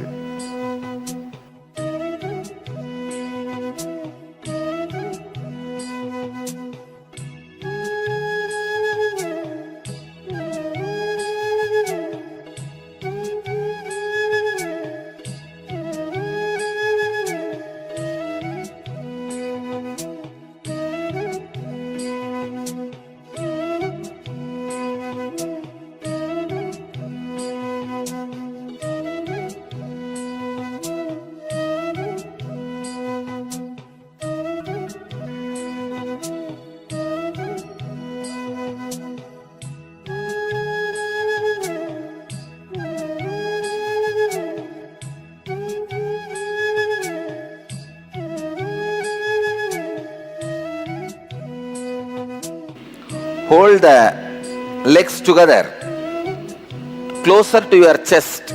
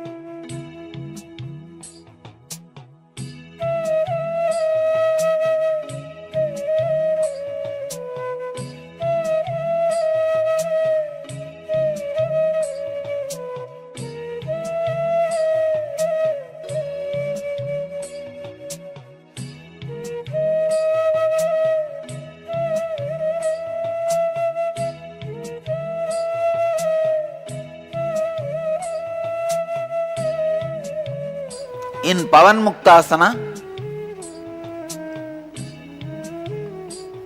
you need to intensely chant the humming.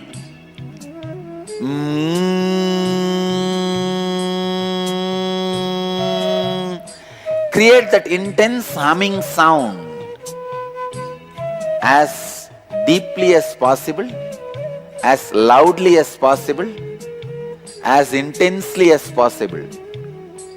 Please create the humming sound as loudly as possible, as deeply as possible, as intensely as possible.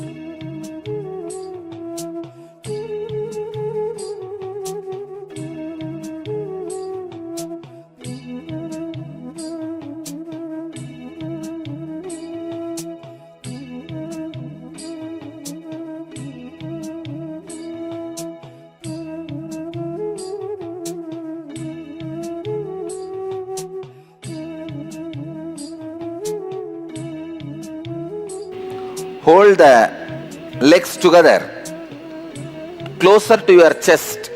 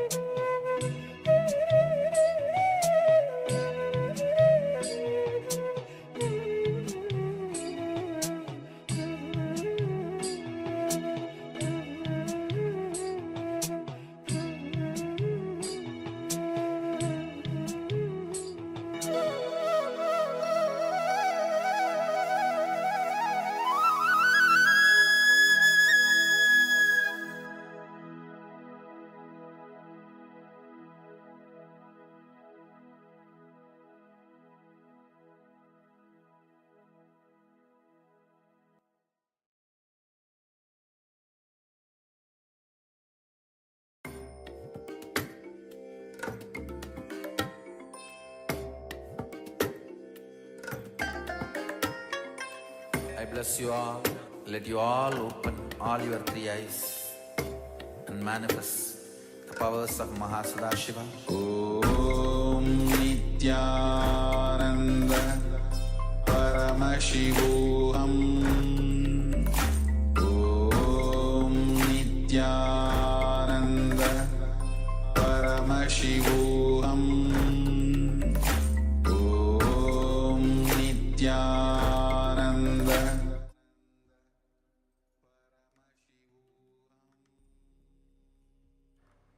Yes, now I request all the participants to relax from the very beautiful Kriya to awaken our reality.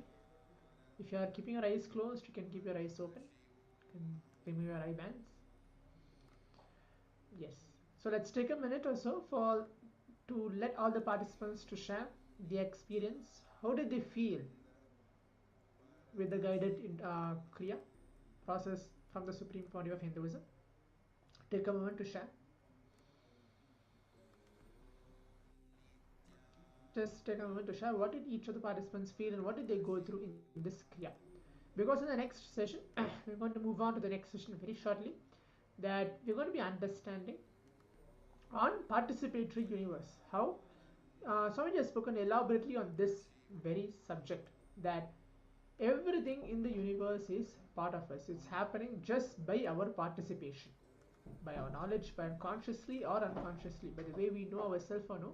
But yes, everything in universe is happening in the coordination, in the participation directly as it is. It's not just happening, ups and downs in a completely different order, but it's happening in a correct order in a participatory way. And we're going to listen that very powerful condition from Swamiji and how to apply that in our life. You may be thinking how universe's participation and the life which I am living, it's going to be magic. But yes, so Swamiji is going to be relating that very topic, and we'll be having a beautiful internalization exercise as well after the session.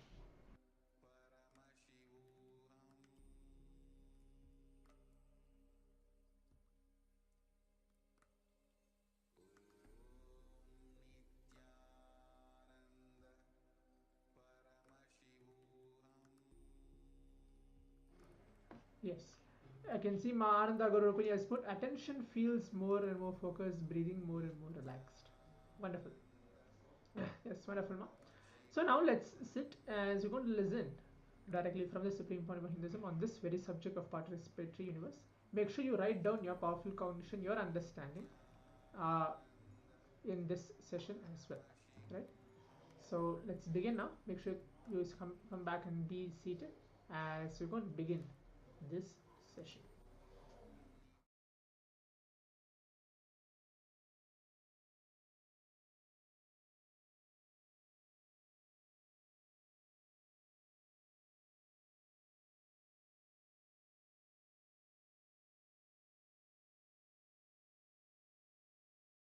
Today's subject, participatory universe. In Patanjali's Yoga Sutra, the 4th chapter, 15th verse.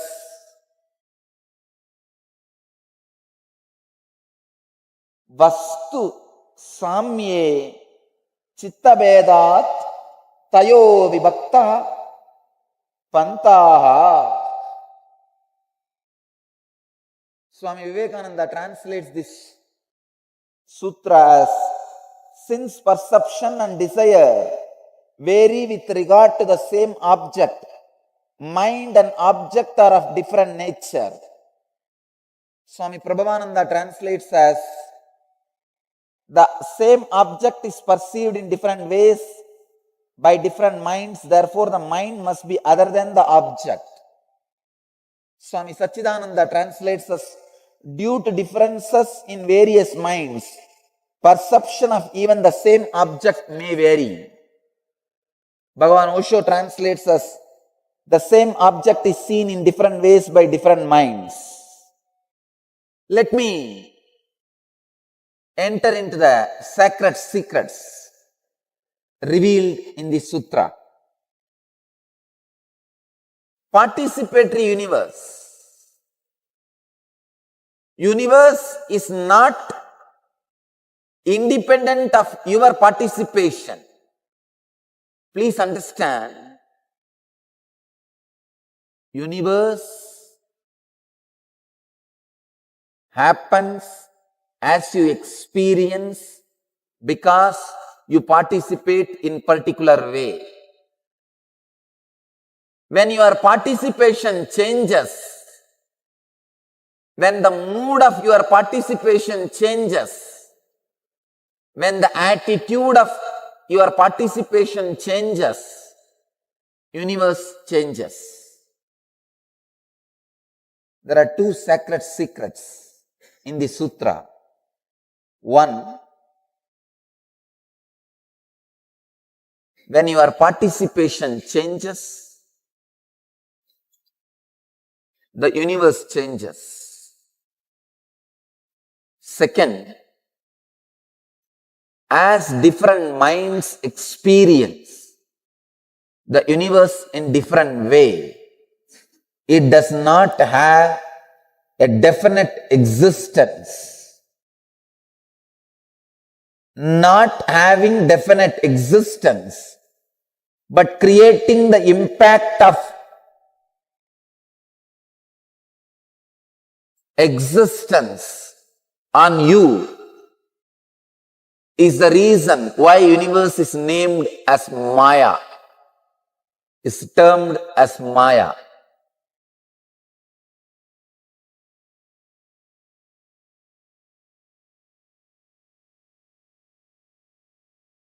It is the hands with which you touch.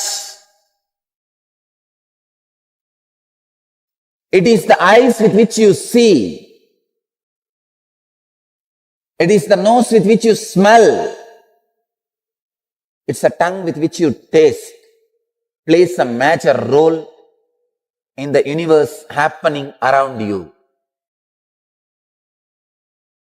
The only job master does is changing your participation, gestalt,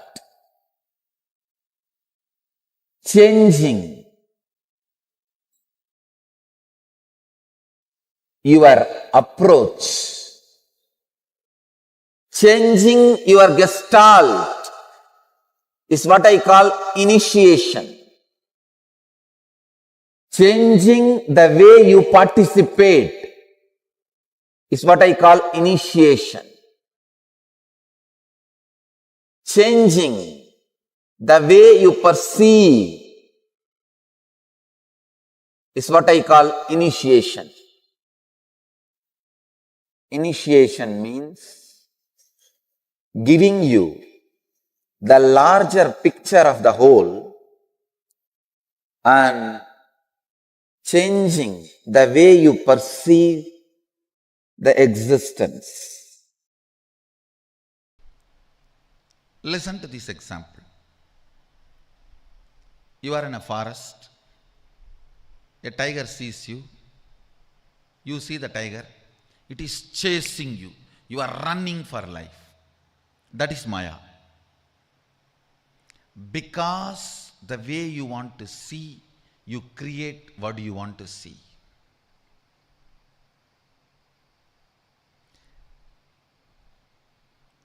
It is called Drishti Srishti. Because you see, you create. Listen carefully. Next, Ganga is flowing forever. From the Himalayas to Ganga Sagar, ocean.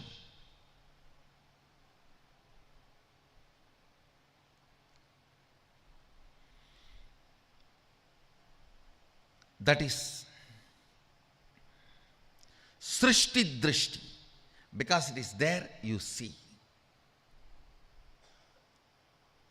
Listen carefully. This is the difference. Tiger chasing you experiences Srishti Drishti. Because you see it is happening. Ganga flowing is Srishti, means it exists. Because it exists, you see. Tiger chasing you is Drishti Srishti. Drishti means seeing. Srishti means creation. Because of your seeing, it is created. Ganga flowing is Srishti Drishti. Because it is there, you are seeing. What's the difference? If there is a psychological intervention, for example, even the modern day researchers are proving, the moment you see the tiger, if you are shaken, frightened, certain chemicals are released in your body. Tiger hates the smell of that chemical. if you are not frightened, if you don't release that chemical, tiger doesn't chase you. It is not necessary always the tiger should chase you. If you have a fear, you will project and have an animal chasing you. Whenever there is a psychological intervention and the manipulation of the happening, it is called Srishti Drishti. Because you see it is happening. Whenever there is no psychological intervention, the Ganga flowing, there is no psychological intervention from your side. From your side, there is no intervention. It is flowing whether you see it or not. It is flowing whether you perceive it or not. That is Srishti Drishti. What is created, you are seeing. So listen, in this 25 consciousness, 11 dimensions, 5 aspects of Jiveshwara Jagat, neither everything is Maya nor everything is reality. There are certain things which are influenced by drishti. That srishti is Maya. Tiger chasing you is Maya. Ganga flowing forever is not Maya, it is reality. Where your intervention does not alter the existence,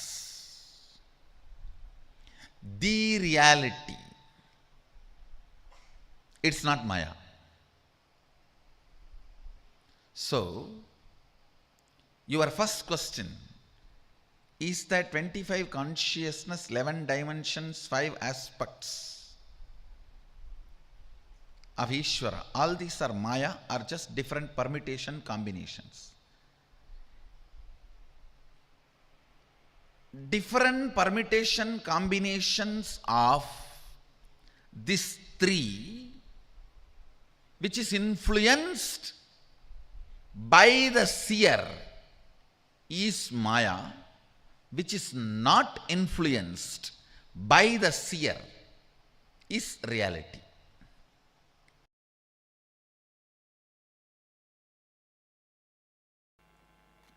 Listen. Just listen to these 2 words. The logic of experience, 1 word. We will call it experiential logic.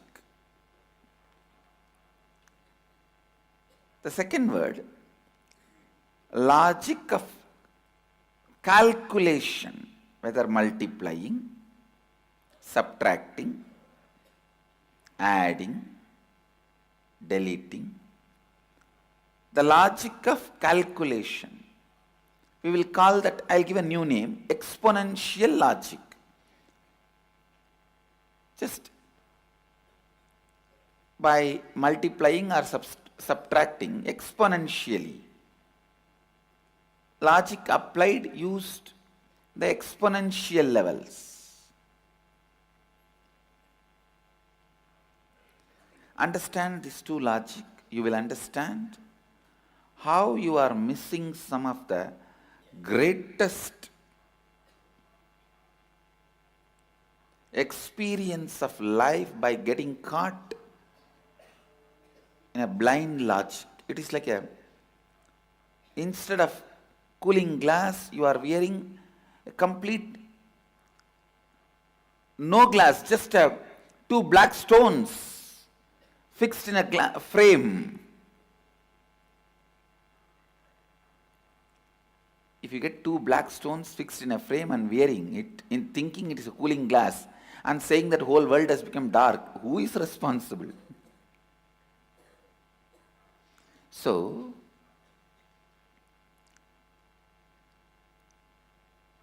if you are using exponential logic for experiential matters and go on claiming experience is not happening, who is responsible?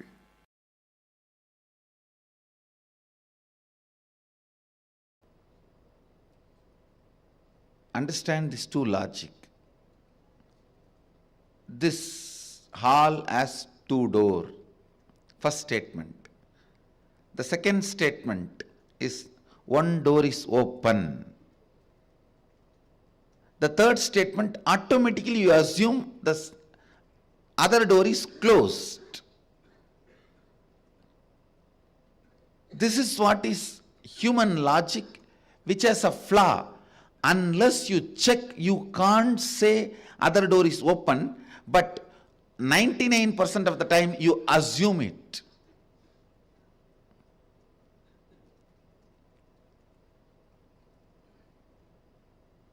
The fact is, other door may be open, may be closed. Only after checking you can say. But your logic is such, the moment you hear the first statement, this hall has two doors. Second statement, one door is open. The third statement you assume. You assume the third statement. The other door is closed. No.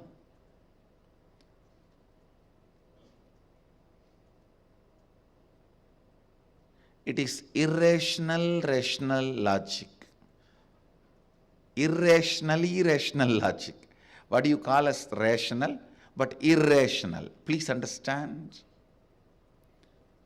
Same way,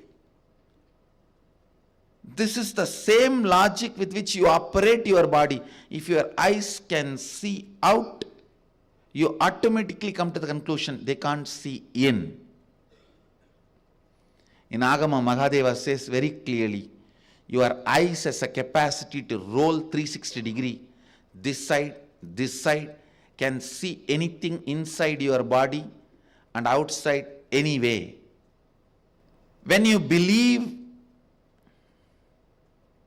you can see any distance in the sky out, you automatically shut down the possibility you can see in. The irrational, rational logic. If one door is open, automatically you come to the conclusion other door is closed. You don't even go there and see and then decide. Listen. Please understand. The logic you believe in your normal life, that is the same logic with which you handle your body, and your body's capabilities and abilities are developed. If you believe you can see up and in, from the beginning your body will develop that capabilities. If you believe you can see only up, not in, you will have only that power. This power will be forgotten. Understand? Your beliefs about life will naturally impact in a very strong way your beliefs about your body. Your beliefs about your body will impact abilities and capabilities your body can experience and express. The powers and experiences you can experience and express. With this third eye awakening, many of you have broken that ice, that I can't has been broken.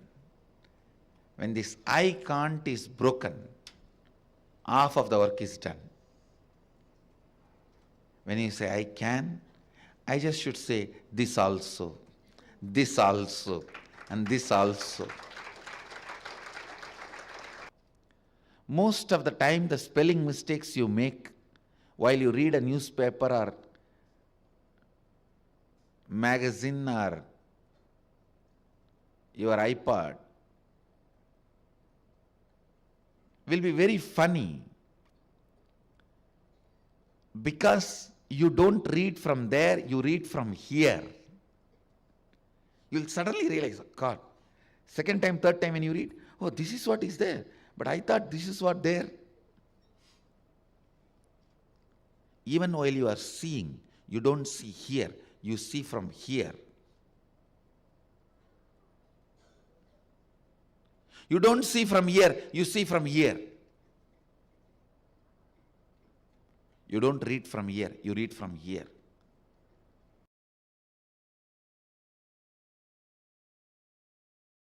Understand the inner space you carry is such powerful inner space. That is Hiranyagarbha, means where the planets, worlds get created. Worlds happen. Your inner space is so powerful. The worlds can be created or destroyed by your inner space. You may be individual, but your inner space is not individual. It is well connected with the whole universe. So anything you decide in your inner space becomes reality in the cosmos, reality in the life, reality in existence. Please understand. Just like you have internal organs,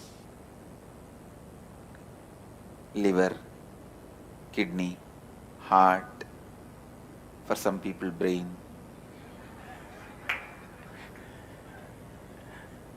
You have internal organs, you have something called antakarana. English, I don't have an equivalent word for antakarana. Maybe I can give a new word, internalizing organs. They are not physically there. If you cut your body, you will not find those organs.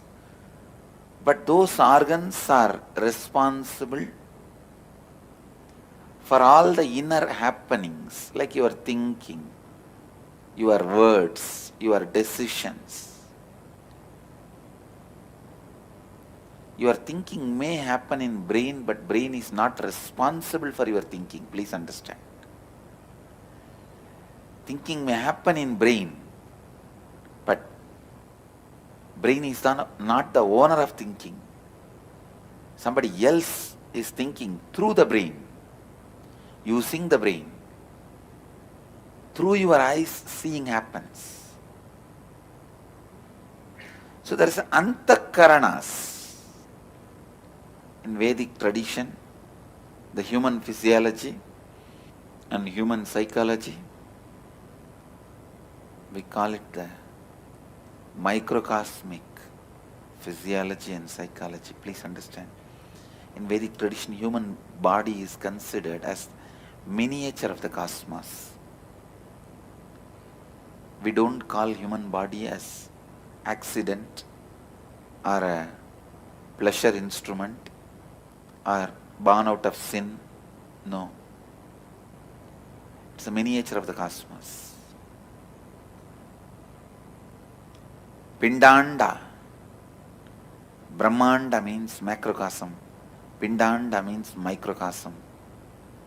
Our body is microcosm. Biology of the microcosm, physiology of the microcosm, psychology of the microcosm is a well expounded, beautiful subject in Vedic tradition, very beautifully described and explained. It gives the explanations about various antakaranas. Due to lack of the words in English, I'll use the word internalizing organs. Or maybe even that word is too big and doesn't directly make sense. Intra-organs, I'll give the word. Internal organs cannot be used because liver, kidney, all those organs need to be given that word internal organs. Intra-organs may be the word I'll use. Vak is one of those intra-organs, means your ability to speak, ability to convert sound into words. That is called Vak. Same way, your ability to feel ownership, your ability to feel the right, your ability to feel what belongs to you. So these intra-organs, your ability to feel what belongs to you, what is you, is chitta. Your ability to speak is vak. This vak, chitta, and your ability to live.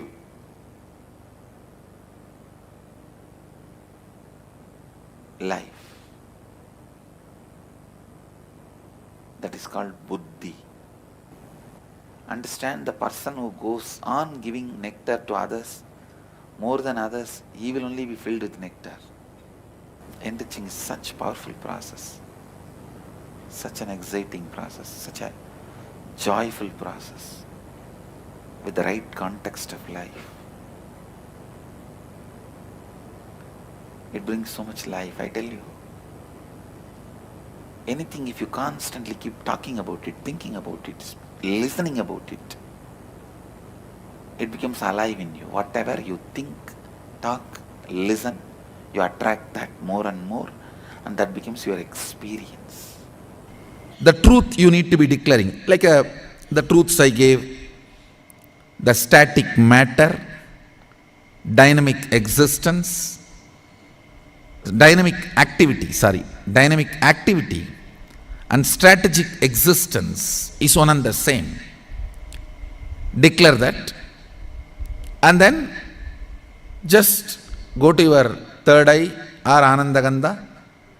Remember, the darshan is the best way to remember. That is why the darshans are given with all this music, light, the light and sound effect.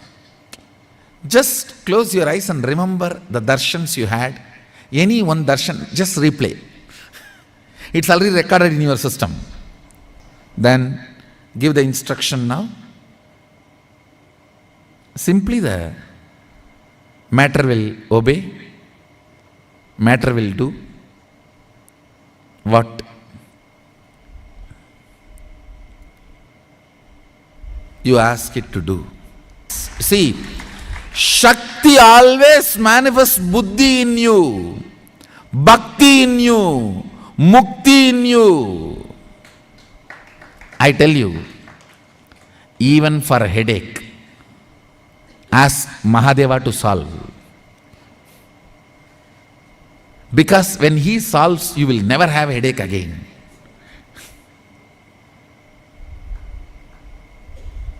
So when you manifest powers,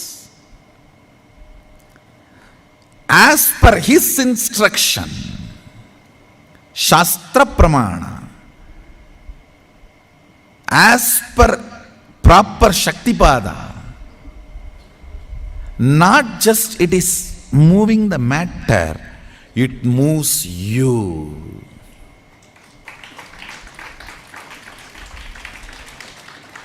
The next effect of that in your life just shoots up.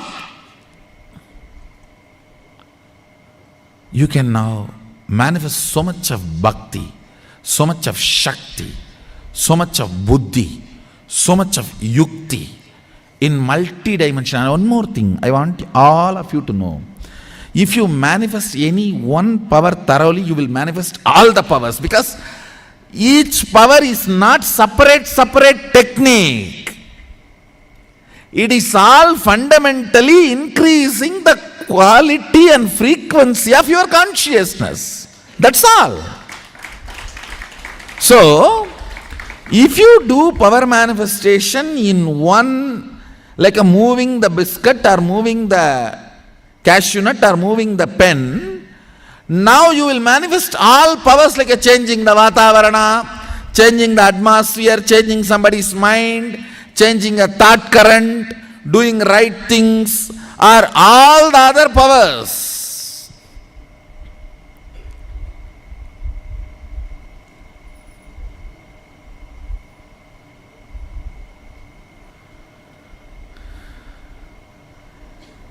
Any other power, you are initiated and going to be initiated.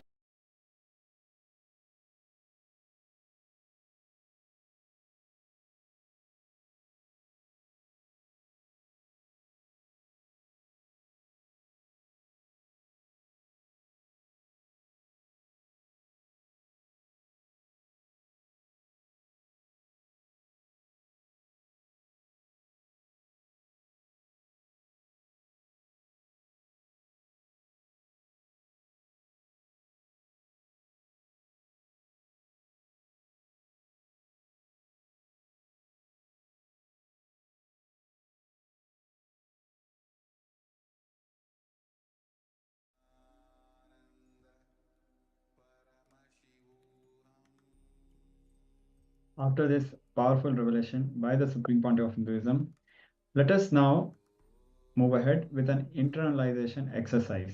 As Swamiji was explaining, Antar Karanas, as per Vedic physiology, the Vedic science of physiology, eyes are the instruments, for example, instruments of seeing, but the one who is seeing is someone else. It is a deep seeking. We need to find that how the consciousness is involved and is the source of seeing.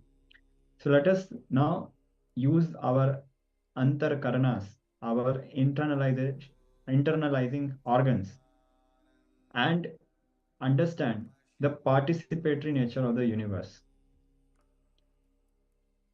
The universe is not independent of our participation. The universe happens as we experience because we participate in a particular way. When our participation changes, or the mood of our participation changes, or our attitude of participation changes, the universe itself changes. Swamiji has explained us very beautifully with an example. We'll go through a quick recap. So visualize you are in a forest and a tiger sees you and you start, and he just starts chasing you. You are running for your life. At this point, if there is a psychological intervention, for example, the moment you see this tiger, if you are shaken, frightened, certain chemicals are released in your body. The tiger hates the smell of that chemical. If you are not frightened, if you don't release that chemical, the tiger would not chase you. It is not necessary that always the tiger should chase you. Only if you have fear, you will project and have the animal chasing you. Now, this truth applies both to the dream state and to the waking state as well. So now let us internalize in our life this participatory nature of universe. Pen down areas in your life in which you are waiting to experience fulfillment. For example, you want to experience fulfillment in your career. So please list them down. Now pen down the ideas, thought currents, impossibilities you created in these areas. Now this is important. We need to understand all the ideas, the thought currents which we created, which make us believe or think that it is impossible to achieve what we want. These ideas will naturally stop the reality which we want to manifest from happening. It is because of the participatory nature of the universe. So now we need to identify these and complete with it. So pen down all these ideas, thought currents, impossibilities you created in these areas where you want to manifest your reality. Recollect and relive these experiences, bring completion, and digest the truth. So for example, in your career, you feel your colleagues and family may not support your expansion. And you might feel that whenever you need help, they will not be there. So go back, recollect those incidences, and complete with this cognition.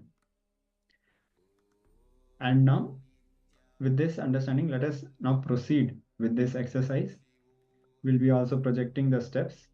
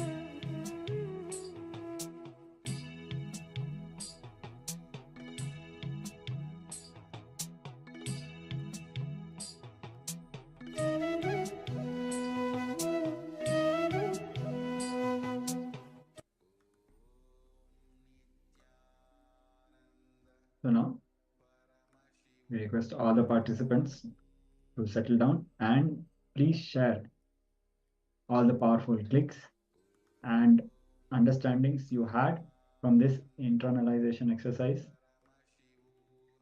Now, as all of our participants are sharing, we will also be moving ahead with another round of power manifestation.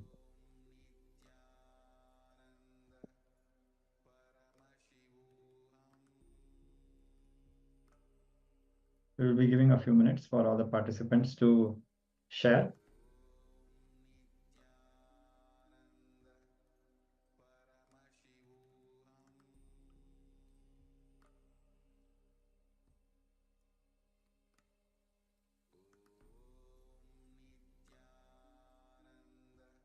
All the participants now can share the Zoom chat. What is the powerful cognition? What you were able to map this internalization process to, and which are the patterns that you were able to complete and come out of today with the help of this powerful internalization process that Swamiji has given. So as all the participants are sharing, let us now prepare ourselves for the power manifestation.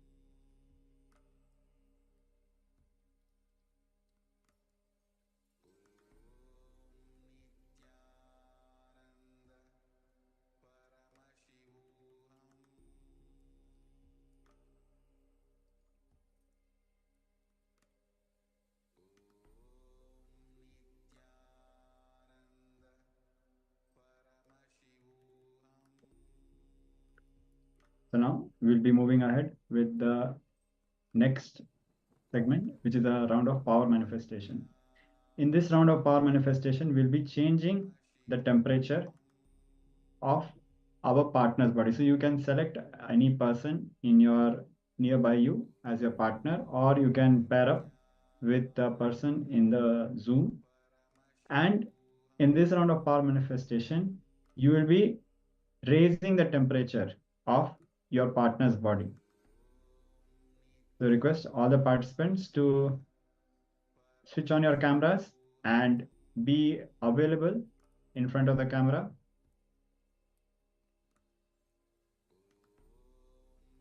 Yes.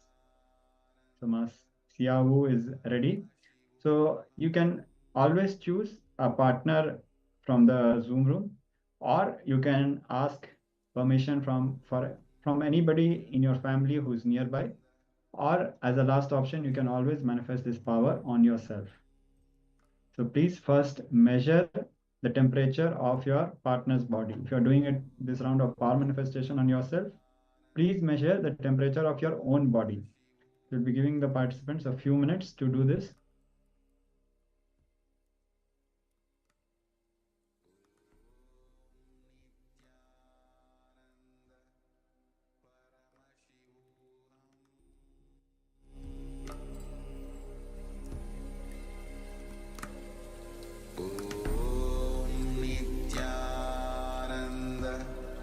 Paramashivoham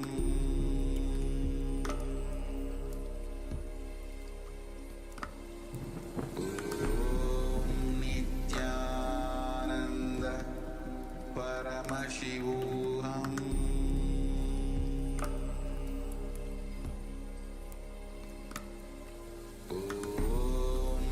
Nithyananda Paramashivoham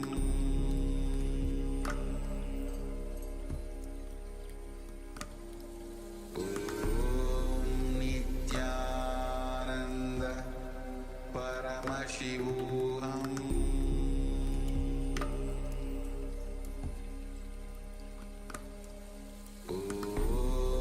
Nithyananda Paramashivoham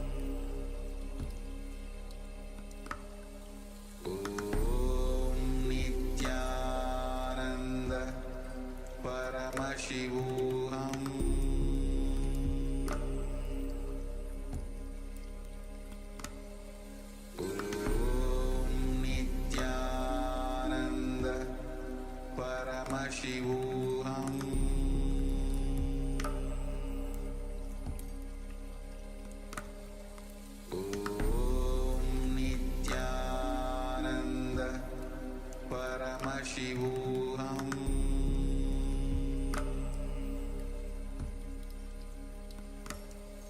Om Nithyananda Paramashivoham.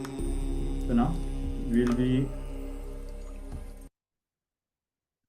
we'll be starting with the power manifestation. Now that we have measured our body temperature or the temperature of our partner's body, we'll begin with the power manifestation. Start chanting the Mahavakya, Om Nithyananda Paramashivoham, and give the command through your third eye for the temperature of the body of your partner or your own body to change. Visualize Swamiji in your third eye, visualize Paramashiva in your third eye, and give this instruction as you're chanting the Mahavakya. So now let us begin this round of power manifestation.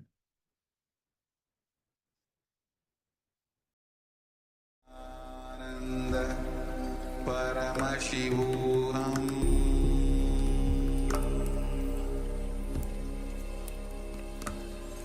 Om Nithyananda Paramashivoham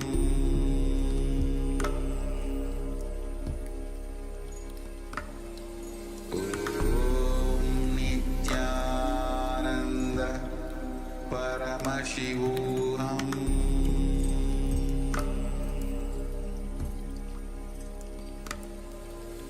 Om Nithyananda Paramashivoham Om Nithyananda Paramashivoham Om Nithyananda Paramashivoham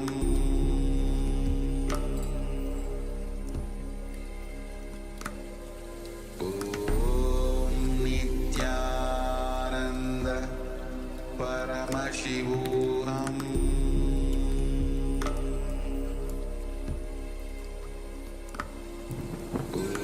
Om Nithyananda Paramashivoham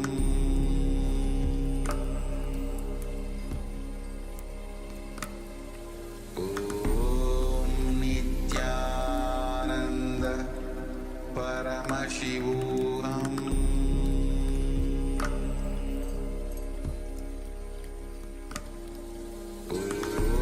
Om Nithyananda Paramashivoham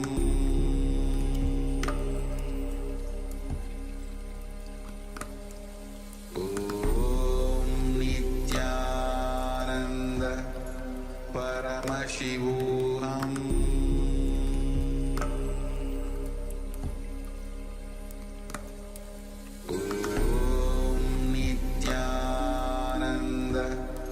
Paramashivoham Om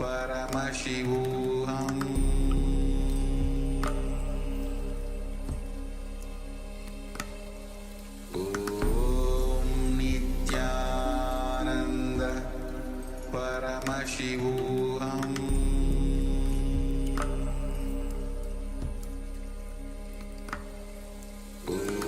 Om Nithyananda Paramashivoham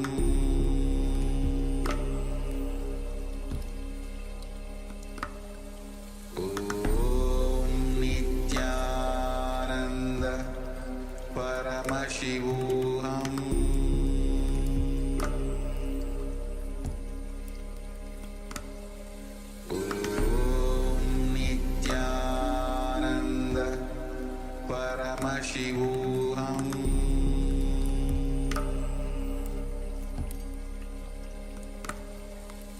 Om Nithyananda Paramashivoham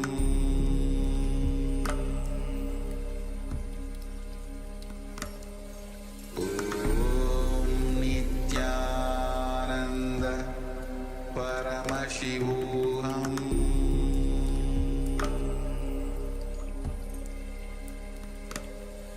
Om Nithyananda Paramashivoham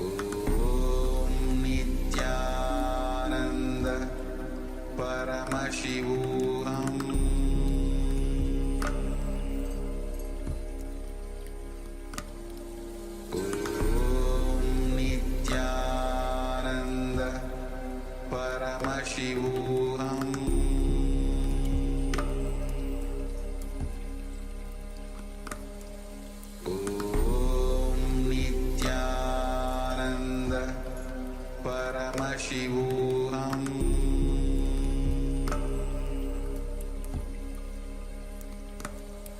Om Nithyananda Paramashivoham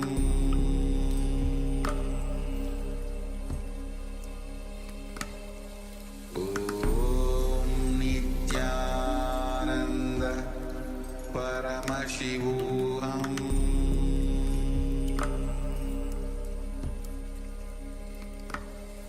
Om Nithyananda Paramashivoham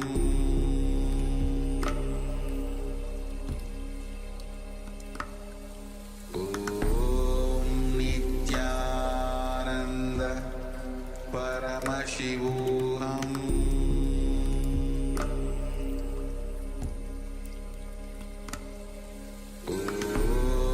Om Nithyananda Paramashivoham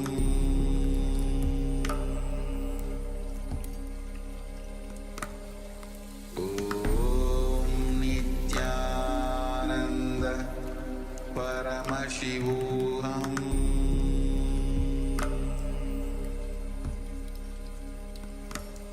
Om Nithyananda Paramashivoham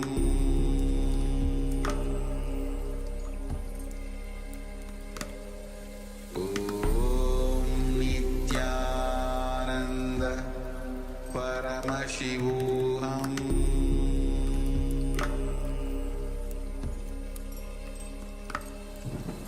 Om Nithyananda Paramashivoham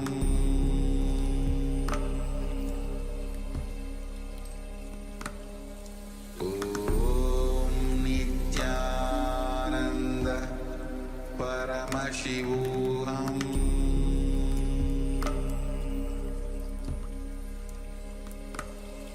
Om Nithyananda Paramashivoham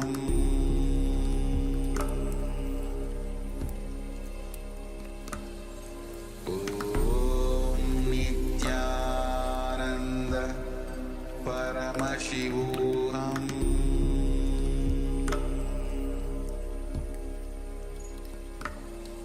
Om Nithyananda Paramashivoham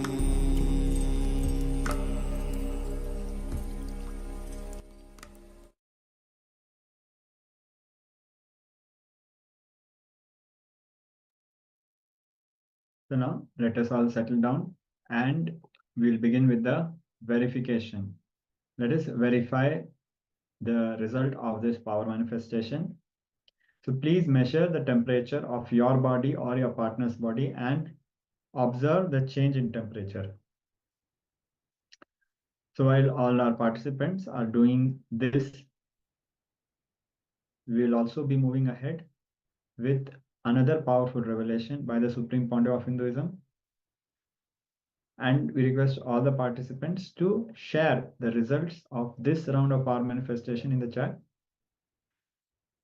We'll also be giving you a few minutes right now to quickly measure the temperature of your partner's body or your body and see the difference between what was the temperature earlier and what was the temperature now.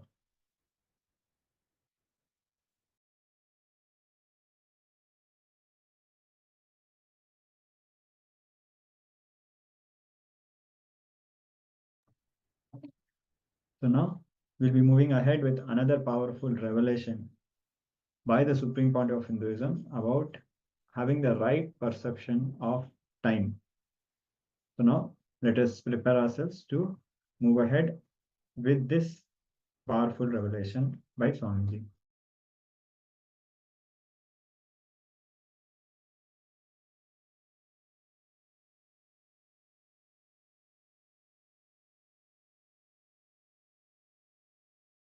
Here, Patanjali is expressing beautifully. First, he is talking about right knowledge. Understand what is right knowledge. pratyaksha, anumana, agamaha. It's a beautiful word. Pramanani, pratyaksha, anumana, agamaha, pramanani. Means perception through senses, right knowledge. It's very difficult to translate these Sanskrit words like agama, pramana. That is why I am using a book which has 12 translations. And I have my own translation. See, each master has translated this aphorism from his understanding. So he has compiled 12 translations which can really give the complete or a comprehensive idea about how the sutras are perceived, understood. So I have my own translation. Apart from that, I refer all these 12 translations. So that whichever suits or whichever is more close to the original sutra, I am trying to use that translation.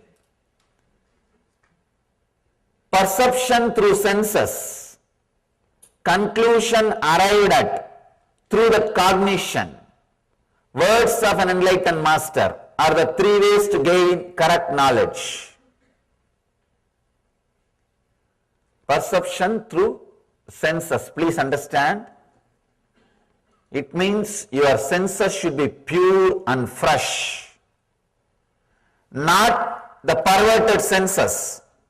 If your senses are tired, overworked, overwhelmed, it cannot give you the right perception.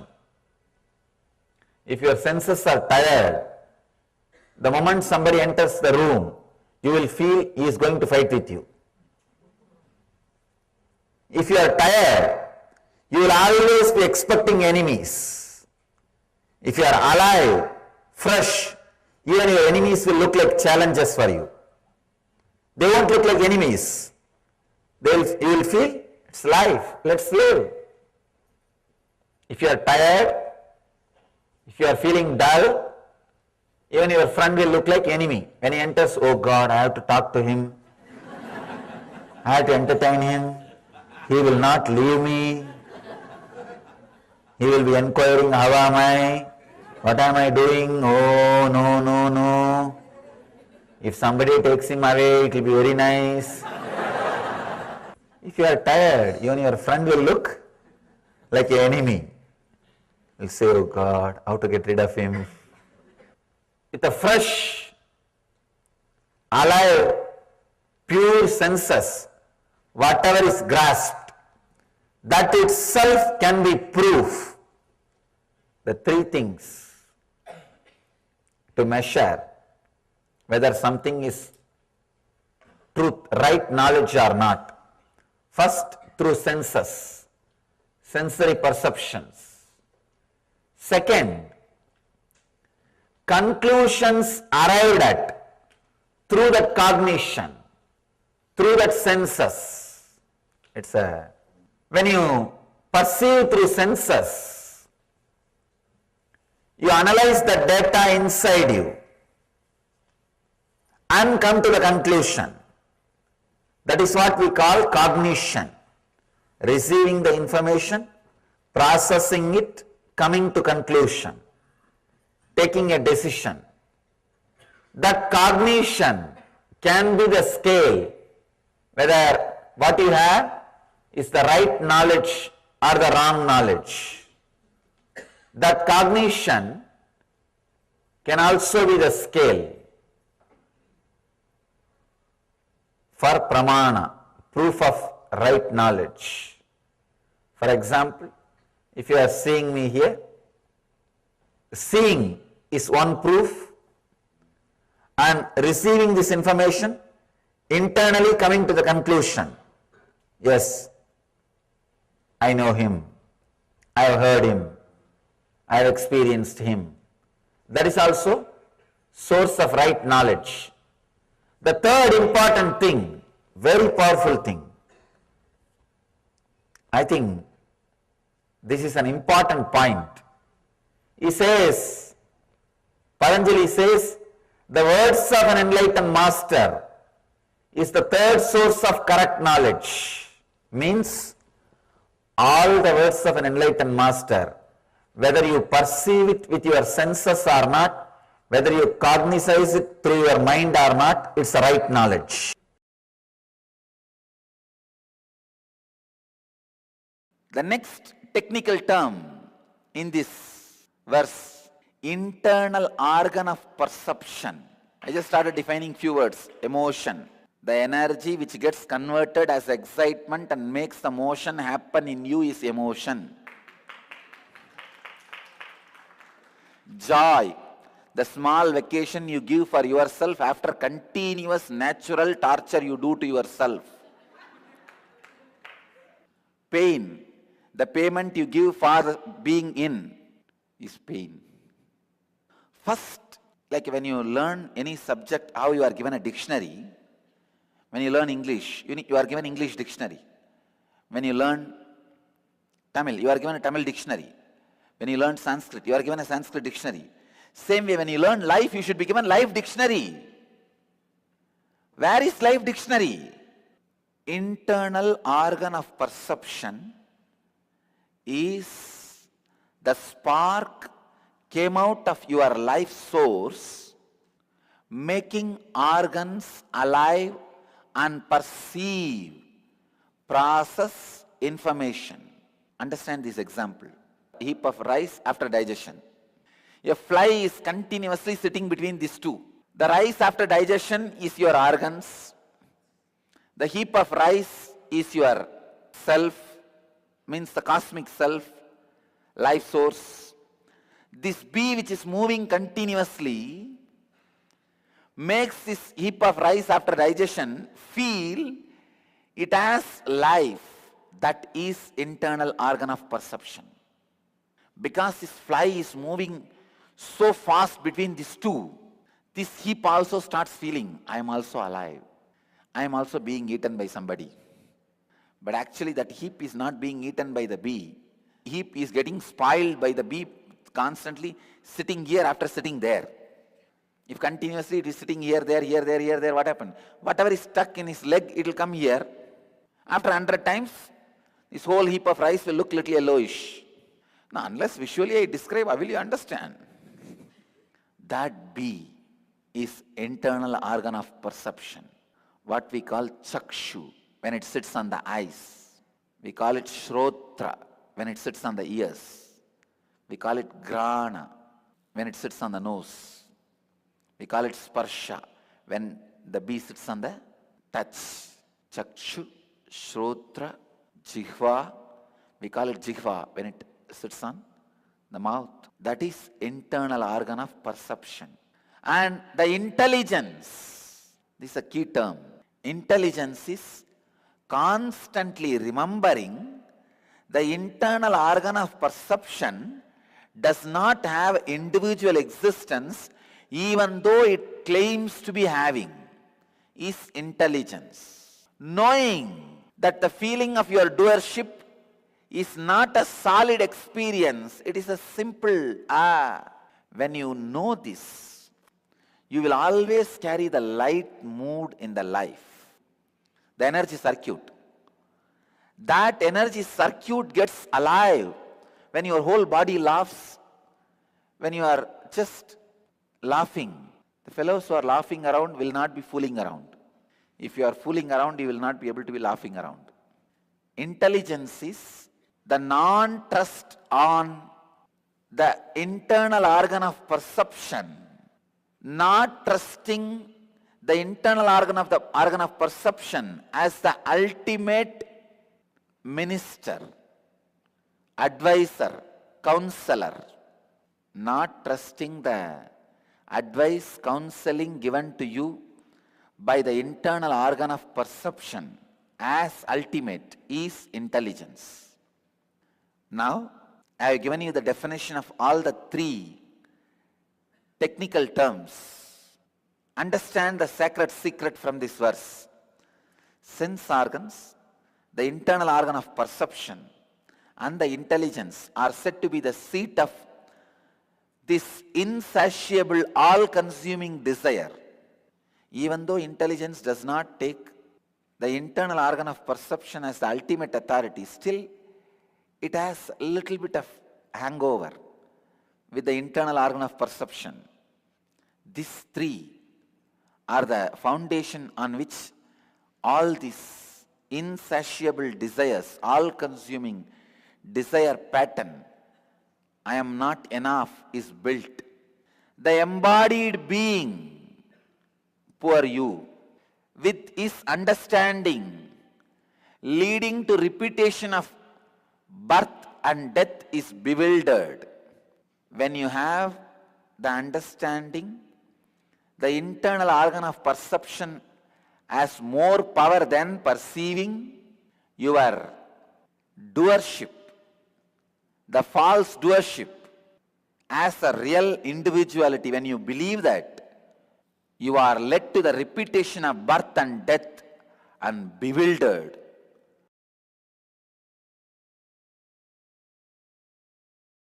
Perceptions of 9 holes should not be the decision-making factor in your life. They can be entertainment factor, nothing wrong. So sweet, entertainment factor. I know one fool married to one girl just because she can prepare certain sweet. No, really. You could have married to a maid. Or you could have just got one maid to do that sweet for you. No, people make decisions you don't know. People make major decisions by these 9-hole patterns. Don't do. All 9-hole pattern-based decisions can be entertainment. Make entertainment decision, no problem. They are entertaining, great. But if you make major decisions based on entertainment data, then life is going to be entrainment. If a sweet is nice, then try to eat as much as you want, or see to it every day you get the sweet. Don't make the decision of marrying that person just because that person can make the sweet. Same way, in your life, if you look in all your major decisions, what kind of job you want to settle, whom you want to marry, what kind of house you want to live, how you want to accumulate wealth, how you want to spend your money, how you want to live, what is your life's major decision, what is your driving force. Look into everything. Unfortunately, it's like patterns of the sense objects, 9 holes, they have the strength to make entertainment decisions of your life. For example, if you are feeling tired, bored, not enthusiastic, then have some music which will bring you back to enthusiasm. Have some sweet which will make life little tasty. Have some smell which excites you. So all those sense-based decisions are entertainment decisions. But unfortunately, you make life decisions based on that entertainment input. This is like just because you like the smell of the flight, you decide to buy your own flight and whole life you are flying this side to that side to this side of the world. Or if that smell of the flight you are enjoying, get that perfume and put it in your room. Make entertainment decision based on that pattern. When you make major decisions out of sense pattern, you are called fool. Every year, one day is dedicated for you, April 1st. I wanted to give 101 definition of fool. When you make the decision of major decisions of your life based on the ordinary senses inputs, which is worthy of only entertainment decision, you are fool. What's other 107? Just, yes, same, that's all. See, how many of your major decisions in the life you are taking? It is like you are asking what to do in your life. The joker in the circus, he can entertain you for 1 hour. You go and tell, wow, nobody gave me so much of joy like you for last 1 hour. It will be nice. I would like to marry you and live for you.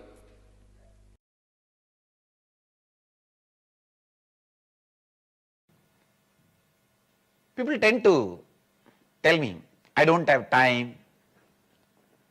See, this time, the idea, I don't have time, is the worst myth people can create for themselves. Everyone has 24 hours. People tell me, no, I don't have time for meditation, I don't have time for inner awakening, I don't have time for spirituality, I don't have time for all these things. Please understand, you tell me you don't consider meditation is that important that you need to allot your time. That I accept. But don't tell me you don't have time. Everyone has same 24 hours. It is what we think as priority. Or maybe you are thinking the meditation may not give you that much of return for your, what you want to cause as your reality. What do you want to cause in your life? You may not be convinced that meditation, spirituality or inner awakening is going to cause that as reality. Please understand. I really want you to understand the amount of clarity you will have by inner awakening in your words, thinking, feeling. Your life will just multiply at least 10 times. So, never ever say, I don't have time for meditation, inner awakening. If you don't have time, see, if you have time for meditation, meditate 21 minutes. If you don't have time for meditation, meditate 42 minutes. That's all you need. Please understand. It is like saying, oh, I can't eat medicine because I am sick. Because you are sick, you have to take medicine. Because you feel you don't have time, you have to meditate. Because the idea I don't have time is one of the mythical pattern. It's one of the myth, false pattern, self-destructing pattern you carry. If you say you don't have time for inner awakening, I guarantee for any new thing in your life, you will say the same reason, I don't have time, and you will avoid all the new possibility in your life. I have seen people who avoid all new possibilities in their life in the name of, I don't have time with that pattern. Then after some time, they have their whole life in front of them and they don't know what to do. Having the life in front of you and don't know what to do is what I call killing the time. When you try to kill the time, please understand, time will kill you. When you try to kill the time, what happens to you is laziness. When time tries to kill you, what happens to you is depression. This don't have the time is one of the self-destructive pattern, self-shrinking pattern you need to break. Then people say, oh, this meditation, inner awakening, all this doesn't work for me. I am too old to change. My life is already built on certain ideas. I don't think I can change. Please understand, 1,000 years of darkness does not mean the room can never be lit. The room might have been 1,000 years dark, but one candle is enough to make the room lit. Because so many years you had certain patterns does not mean you can't change. You have not even started working on it. How can you expect? How can you come to the conclusion? It doesn't work. People tell me, oh, all this inner awakening, all this works for others, but not for me. This is what I call a deep self-doubt. You can't believe something great can happen to you. A deep self-denial. Any great possibility, the moment it comes near you, the chances, the moment it comes near you, because you cannot believe it is really possible for you, you act, react the same way as if it is not going to happen to you. It is not for you. So naturally, you will miss it, and then your faith, nothing great can happen to you, is strengthened. It is like a self-fulfilling negative prophecy. Then people say, I am not qualified, I am not a meditator, I am not spiritual enough, I am not pure enough. All my life I was a druggie, drunkard, womanizer, how can I change? Please understand, this is exactly saying, oh, I was sick, how am I qualified to take medicine? If you are sick, only then you need to take medicine. If you feel you are not qualified, you are not spiritual enough, only then you need inner awakening. You need spiritual awakening. And the peak is their self-doubt, self-hatred, self-denial. They try to project it on me also. They ask, why is Swamiji doing all these programs and helping people? What must be the purpose? Please understand, with all my integrity and authenticity, I am very clear. When I enrich more and more people, cause enlightenment to more and more people, I feel I am enriched. I am enjoying it. Bliss, when you share, it grows. Suffering, when you share, it reduces.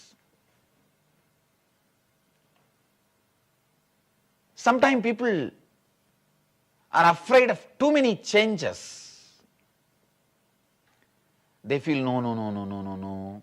If I take up spirituality as a solution for my problems, inner awakening as a solution for my problems, too many changes may happen in the life. Please understand, I tell you again and again, inner awakening is not changing your actions, it is changing your perceptions. It is not changing, adding or deleting some actions. It is changing your decisions about you, changing your perceptions about you, changing how you feel about you, how you feel about others. All these doubts, what I call self-doubt, self-hatred, self-denial. If you think, how can I transform? Self-doubt. If you think, I am not qualified for transformation, self-hatred. If you think, transformation cannot happen to me, self-denial. SDHD, I call it, self-doubt, hatred, denial. Get out of your SDHD. That's the first step for inner awakening. First step for inner awakening is get out of your SDHD.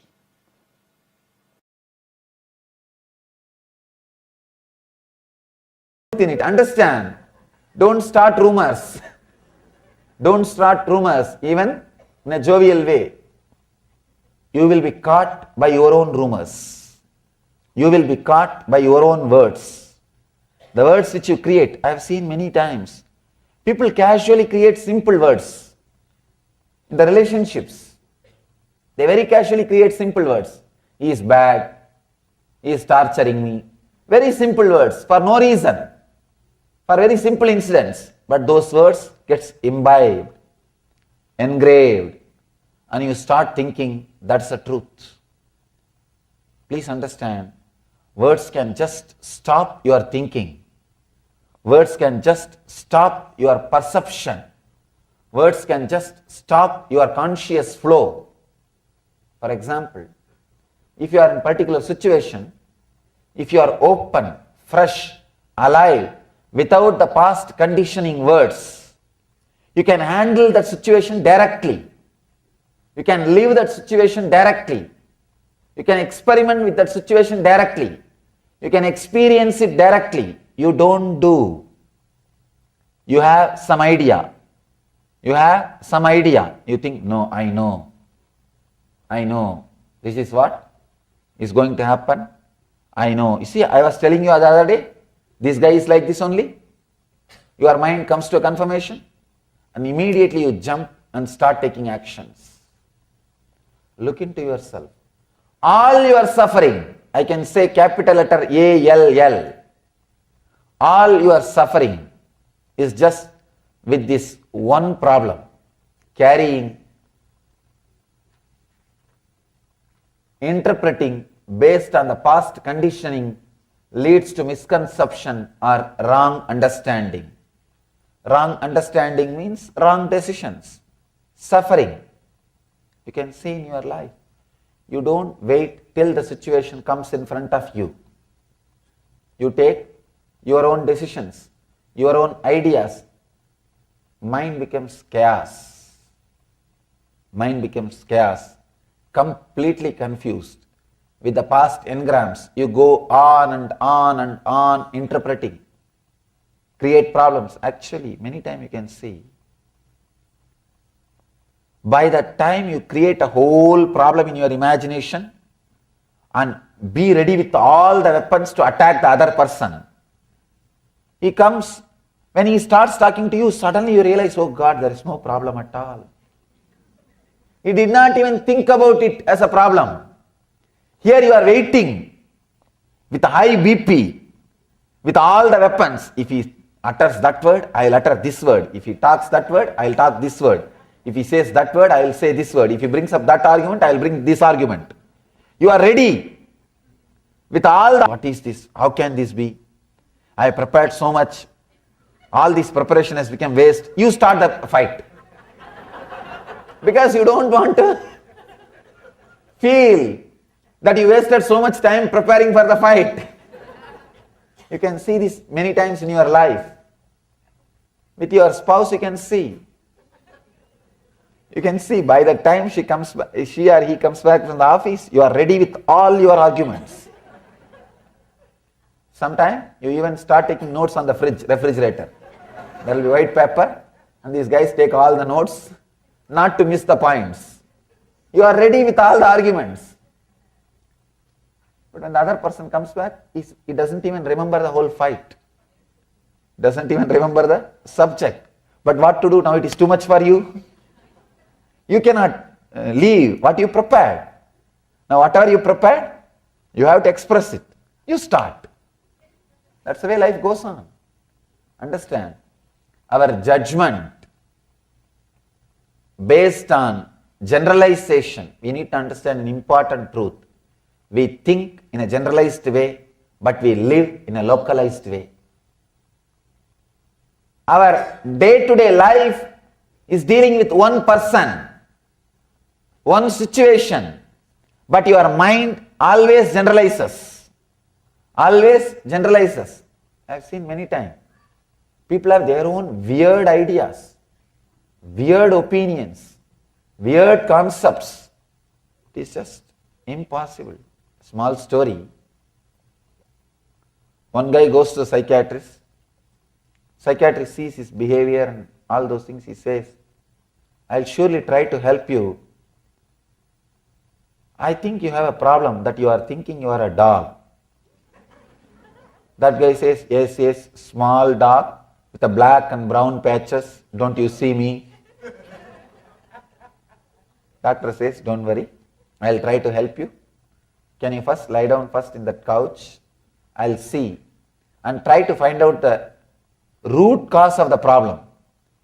That guy says, no, I cannot do that. Doctor asks, why? No, I am not allowed up in the furnitures. Understand? If you are convinced about something, you are too strong. Instead of going to the roots of the problem, you go on, hold on to the surface. You hold on to the surface. You know, if you go to the root, the problem may disappear. But the problem is your companion. You may feel lonely. If you don't have anything to worry, suddenly just think. Suddenly, if all the worry from you is taken away, what will happen to your life? You will feel empty, alone, lonely. I think that will become a big worry. That will become a big worry. So you don't want to look into the roots of the problem.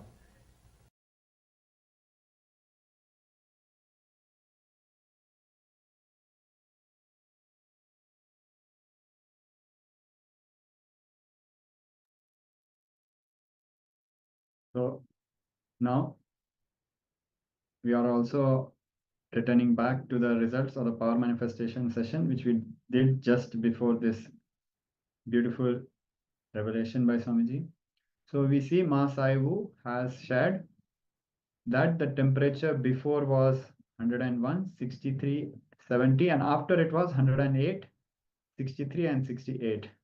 So a round of applause for Ma Saivu for this round of power manifestation. So we encourage all other participants to also participate in all rounds of the power manifestation. So these powers have a profound application in healing also. So if you can change your temperature, you can also use this power. It is possible. It opens up a possibility that you can heal yourself when you have a fever or some disease.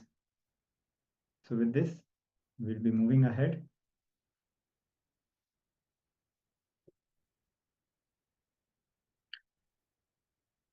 We are moving ahead with a internalization exercise. It is about the power of right perception and time. Perception through the senses, conclusion arrived at through the cognition, words of an enlightened master. These are the three ways to gain correct knowledge. Now, let us look into all the major decisions we have taken or are about to take in our life. It could be a decision like what kind of job you want, what do you want, whom you want to marry, what kind of house do you want to live in, how do you want to accumulate wealth, how do you want to spend your money. Look into all such aspects and pen down it elaborately. Look into all your major decisions. Now, look at all dimensions of your life where you're responding from the pattern that you're not having enough time. Pen down all situations that you're able to identify. Now, at the same time, look into situations in your life where you're stuck in laziness, killing time in a space of non-action. Pen down and identify what led you to this state, what decision you took that led you there. So in a summarization, we will be listing all the major decisions that we are taking in our life and looking at all the dimensions of our life where we are responding from the pattern of not having time, and just see the contrast with all the places in our life where we are wasting time, we are stuck in laziness and killing time. Now let us do this exercise to get the right perception. Right perception, as we know, comes from the senses, and conclusions arrived through cognition. Words of an enlightened master. These are the three ways we come at right perception. And similarly, our right understanding of time, only when we see with the right perception that one side we are feeling we do not have time, but other side we are wasting time.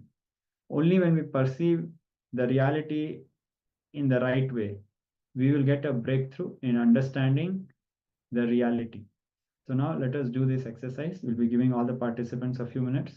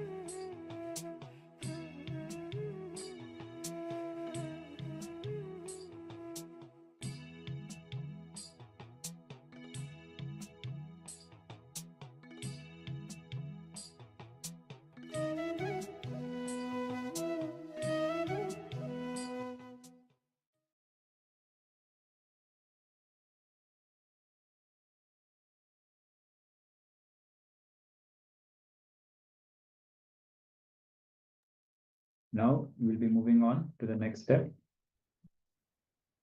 Look at all dimensions of your life where you're responding from this pattern of not having time. Pen down all such situations that you're able to identify. Simultaneously, look at all situations in your life where you are stuck in laziness, in a space of non-action. Pen down and identify what led you to this state, what decision you took that led you there.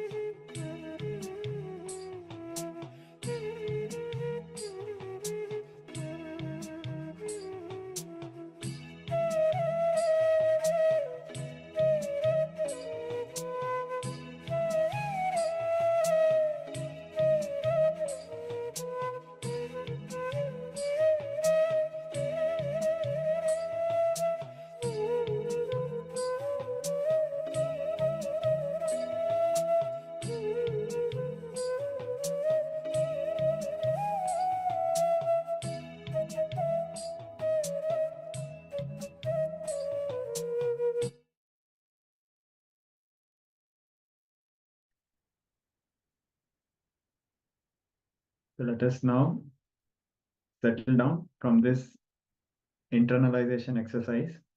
So we see many of our participants have shared their powerful clicks, powerful cognitions.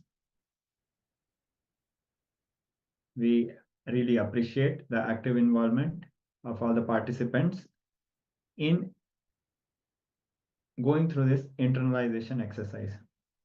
So now let us bolt these powerful understandings deeper into our being, deeper into our muscle memory, biomemory. We'll be doing a round of power manifestation to imbibe these powerful truths deeper into our being. Let us know. Bold all the experiences and the powerful cognitions that we were able to understand during this internalization process, and whatever we understood before this internalization process during Swamiji's own revelation. Let us now bold all of these revelations and understandings into our very being very deeply by manifesting the powers, by having an experience out of the powerful cognitions that we understood. Let us now experience them by applying those powerful cognitions in our lives. So we request all the participants to prepare yourself for the power manifestation. This is going to be like the previous round of power manifestation, where we will be manifesting once again the power of reducing or increasing our body temperature, or the temperature of the body of our partners. So if the participants are able to have a partner in your own home, you can request them before you can start manifesting the power on them, or the participants can pick up a partner in the Zoom by requesting for a partner in the Zoom chat. The other participants will be happy to collaborate and manifest the power of Paramashiva and experience the Paramashivatva, that you are Paramashiva. So let us now begin the preparation process. We request the participants to take the before measurement of your body temperature, and if possible put it on the Zoom chat.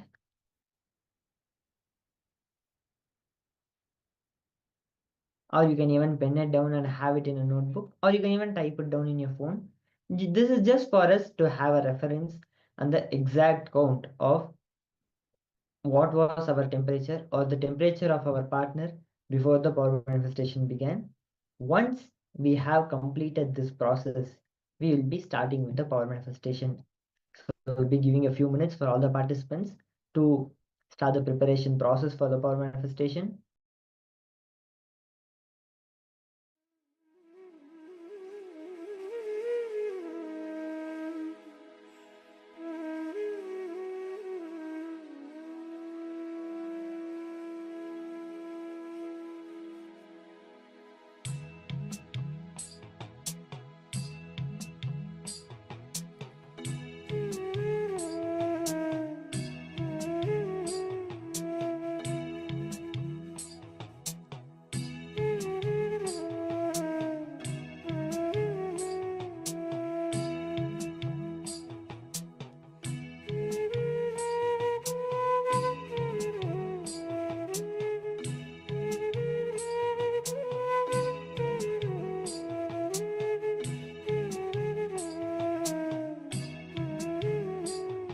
Yes, now once you have completed the preparation process before we enter into the power manifestation, start chanting the Mahavakya Om Nithyananda Paramashivoham from your heart, from your being, from the deep gratitude towards Swamiji for all that Swamiji has manifested in you. See, gratitude is a very beautiful thing, even in the inner world where we offer our gratitude to Master, or even in the scientific and the outer world where science very clearly says a person, just by saying simple thank you to any person that he meets or he receives help from, just that one, two words of thank you as a regular habit of life, the expression of gratitude to in his day-to-day life is making him live for 20 more years than a normal person. So this is a wonderful scientific research that science has discovered that just a gratitude is enough for increasing your life length and the devotion you have with the master.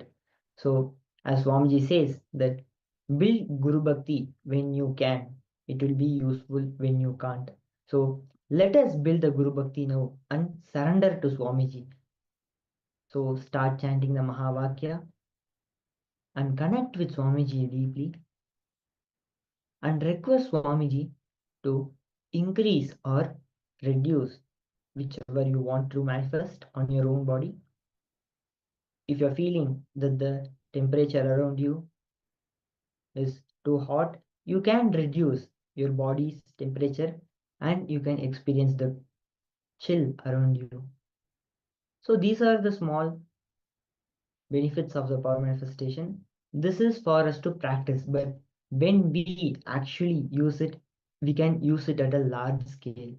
Like when it is summer, when there is lots of heat around us, we can reduce the temperature of a full city and save so many people who are suffering from the heat. These are all the good contributions that we can do with the power manifestation. So we request the participants to start chanting the Mahavakya and connect with Swamiji. We'll now be manifesting the power.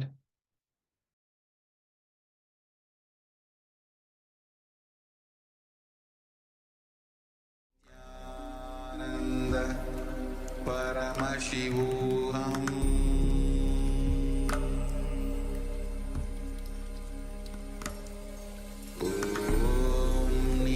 Nithyananda Paramashivoham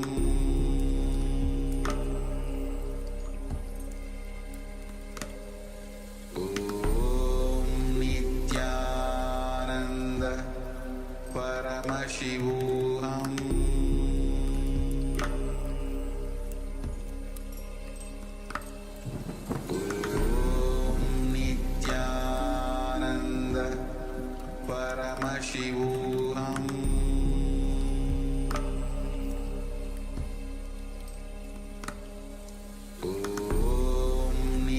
Nithyananda Paramashivoham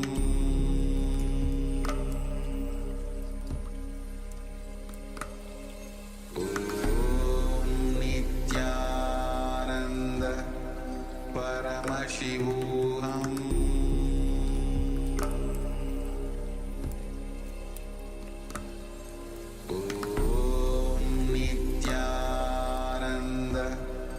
Paramashivoham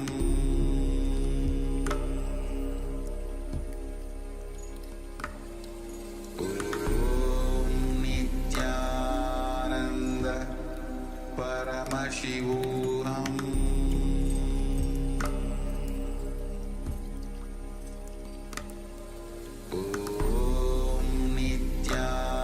Nithyananda Paramashivoham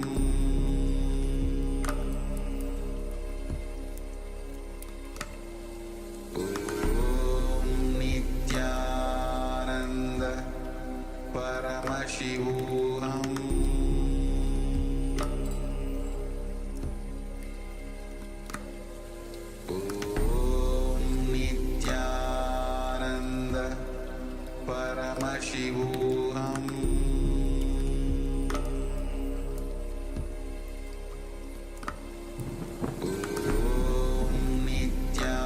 Nithyananda Paramashivoham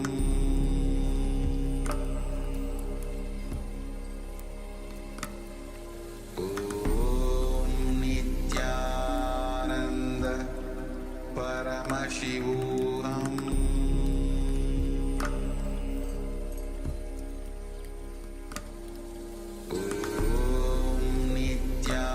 Nithyananda Paramashivoham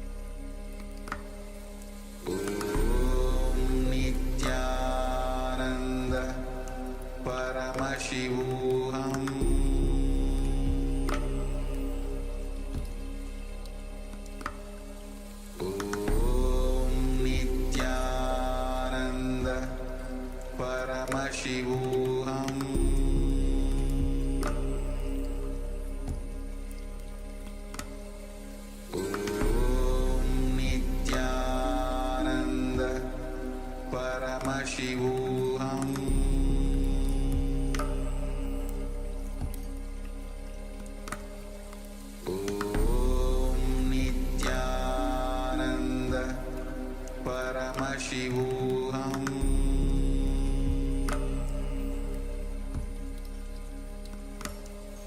Om Nithyananda Paramashivoham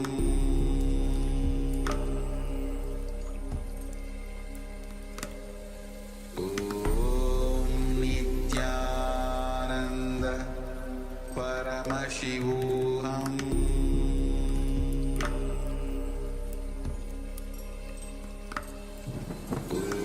Om Nithyananda Paramashivoham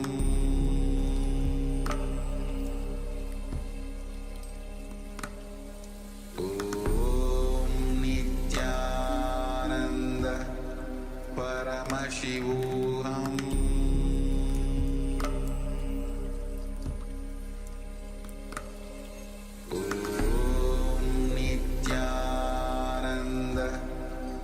Paramashivoham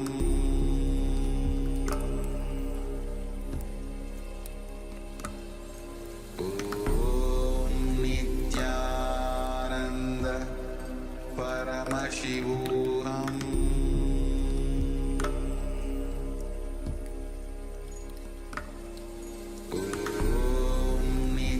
Nithyananda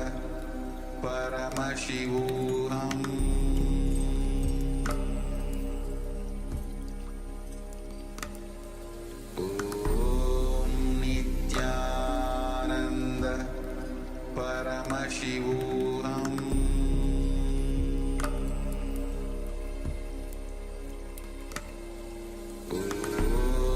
Nithyananda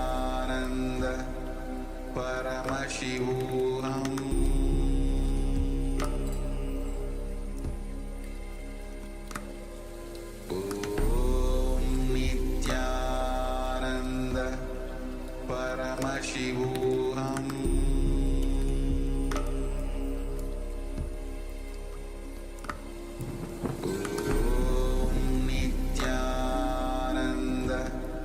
Paramashivoham Paramashivoham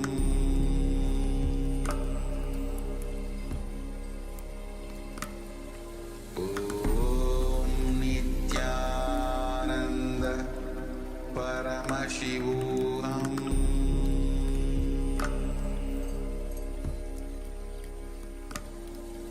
Om Nithyananda Paramashivoham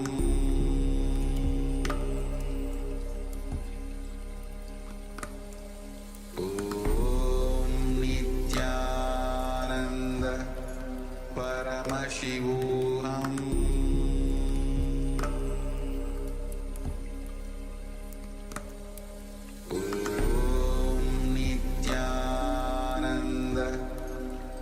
Paramashivoham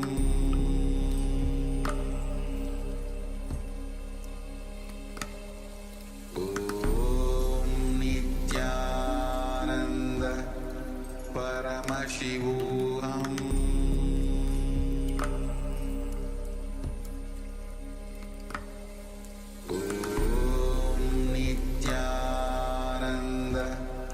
Paramashivoham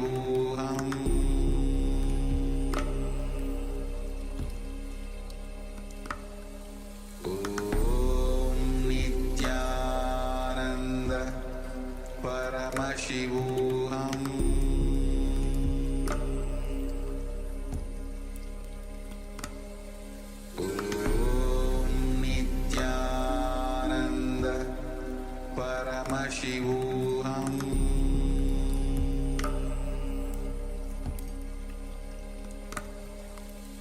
Om Nithyananda Paramashivoham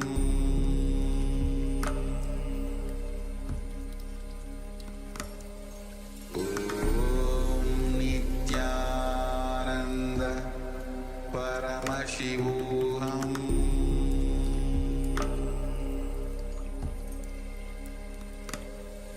Om Nithyananda Paramashivoham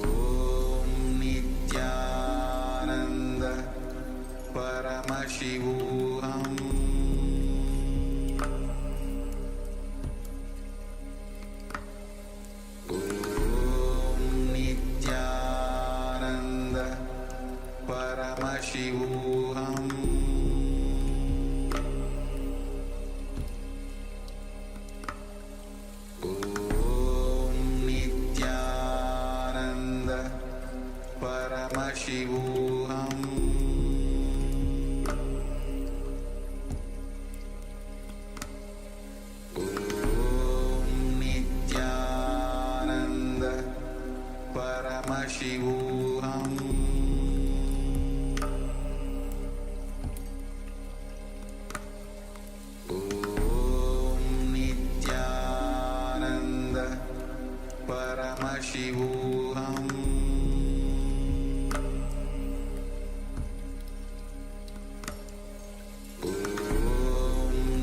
Nithyananda Paramashivoham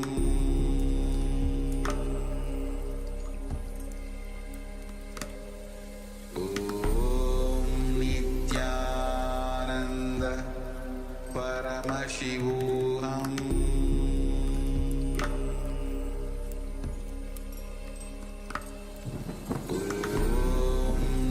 Nithyananda Paramashivoham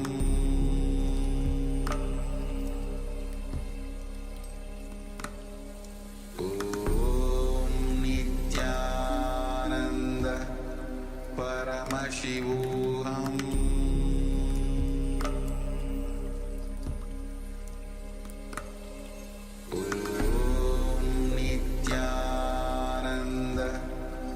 Paramashivoham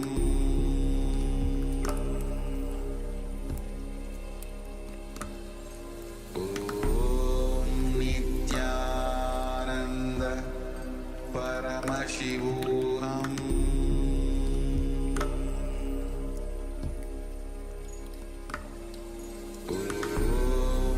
Nithyananda Paramashivoham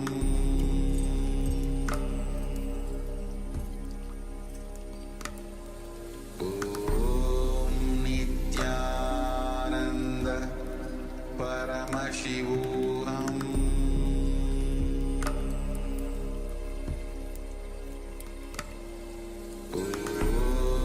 Nithyananda Paramashivoham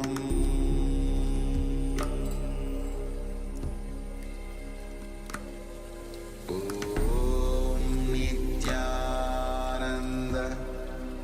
Paramashivoham Nithyananda Paramashivoham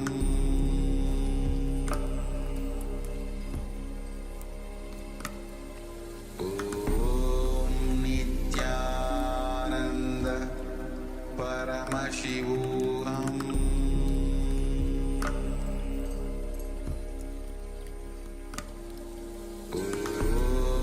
Nithyananda Paramashivoham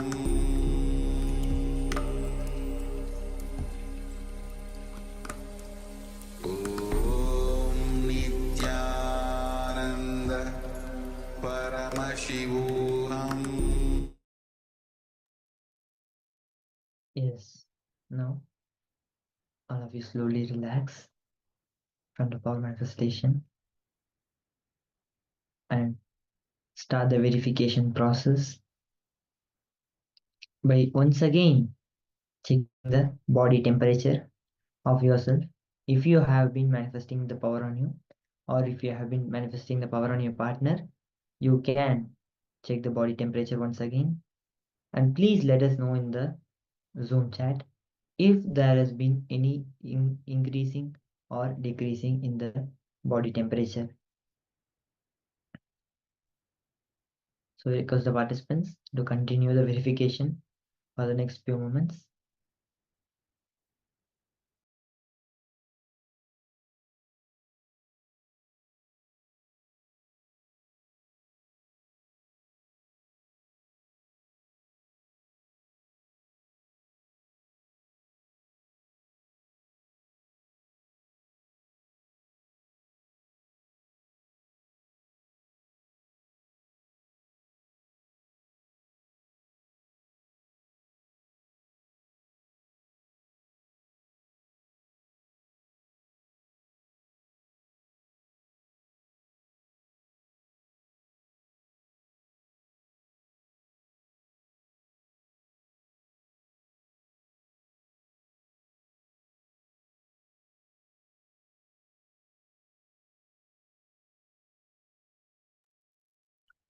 So now let us prepare ourselves to receive the darshan of the Supreme Pontiff of Hinduism Let us prepare all of us and come to the space of gratitude and devotion to receive Swamiji. We can see all the participants expressing joy. So now we'll be moving ahead and we request all the participants to share the results of the previous round of power manifestation in the chat. So now let us prepare ourselves to receive Swamiji with love, gratitude and devotion.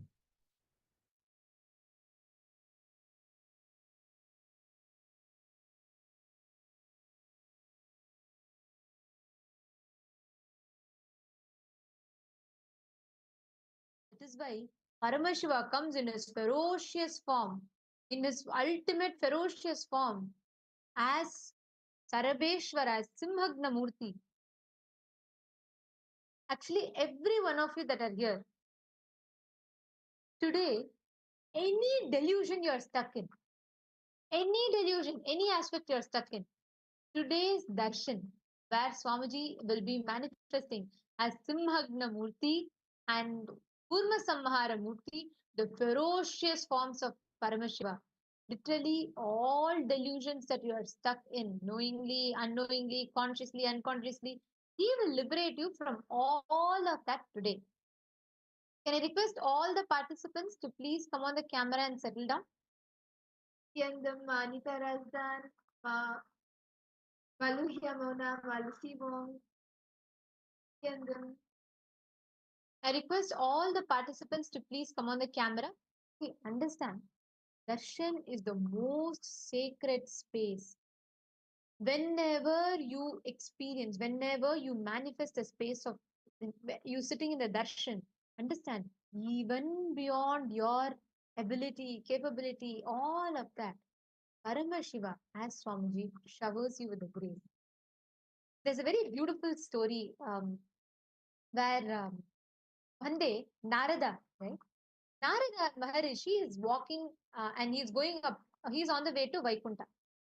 So on the way, he sees a man sincerely sitting and meditating so seriously, and he's like really praying to Mahavishnu.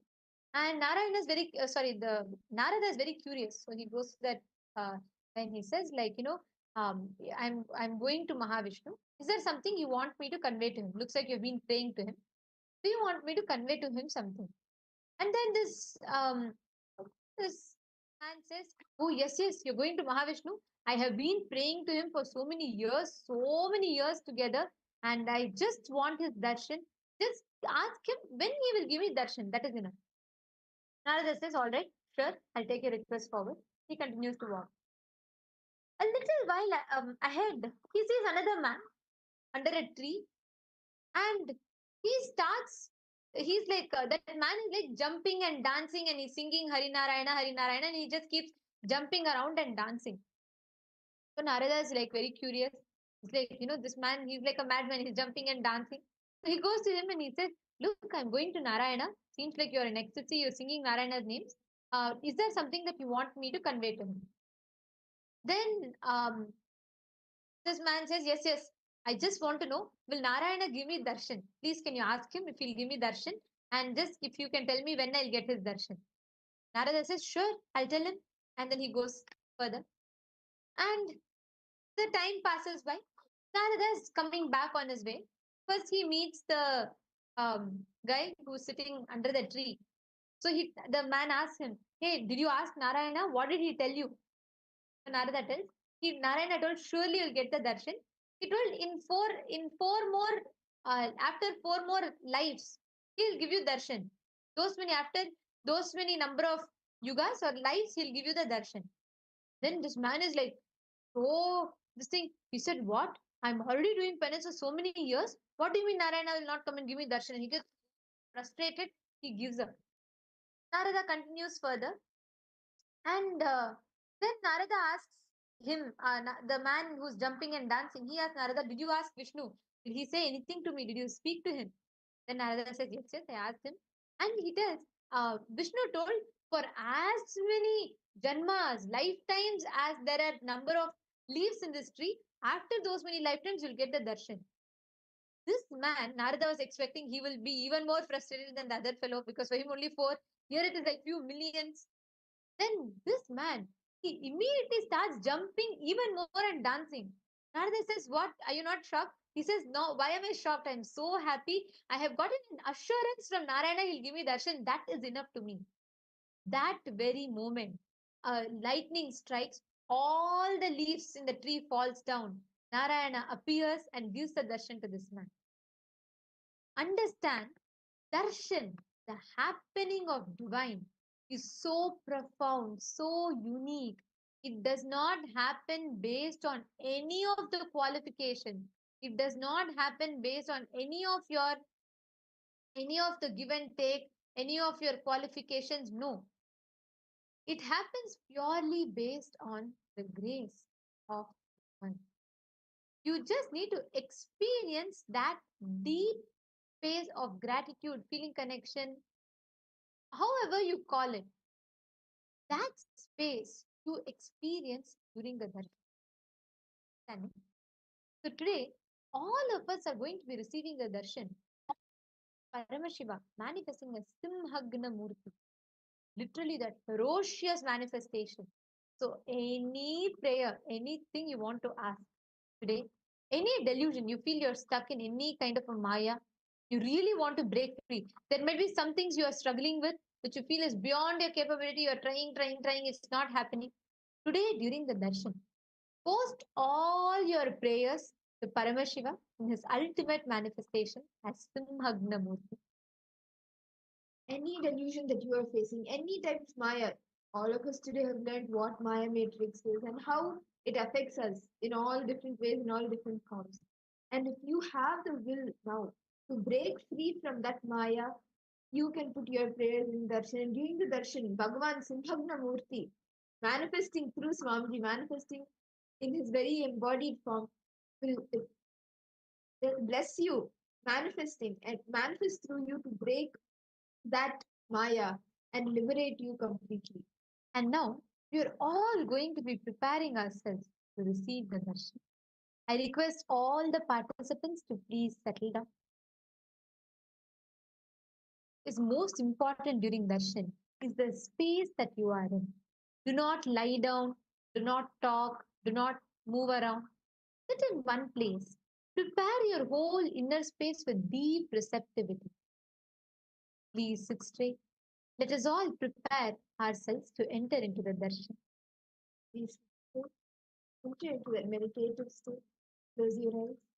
Today, due to the intense samadhi of the Supreme Pontiff of Hinduism, we will all be having the alive darshan. Around 5,000 years ago, at the end of Mahabharat War, the ancient enlightened Hindu civilization consisted of 10,000 Hindu traditions, or sampradayas, that existed in 56 Hindu nations, 200 Hindu kingdoms, 1,700 Hindu provinces that covered more than 6 million kilometers square of Asia.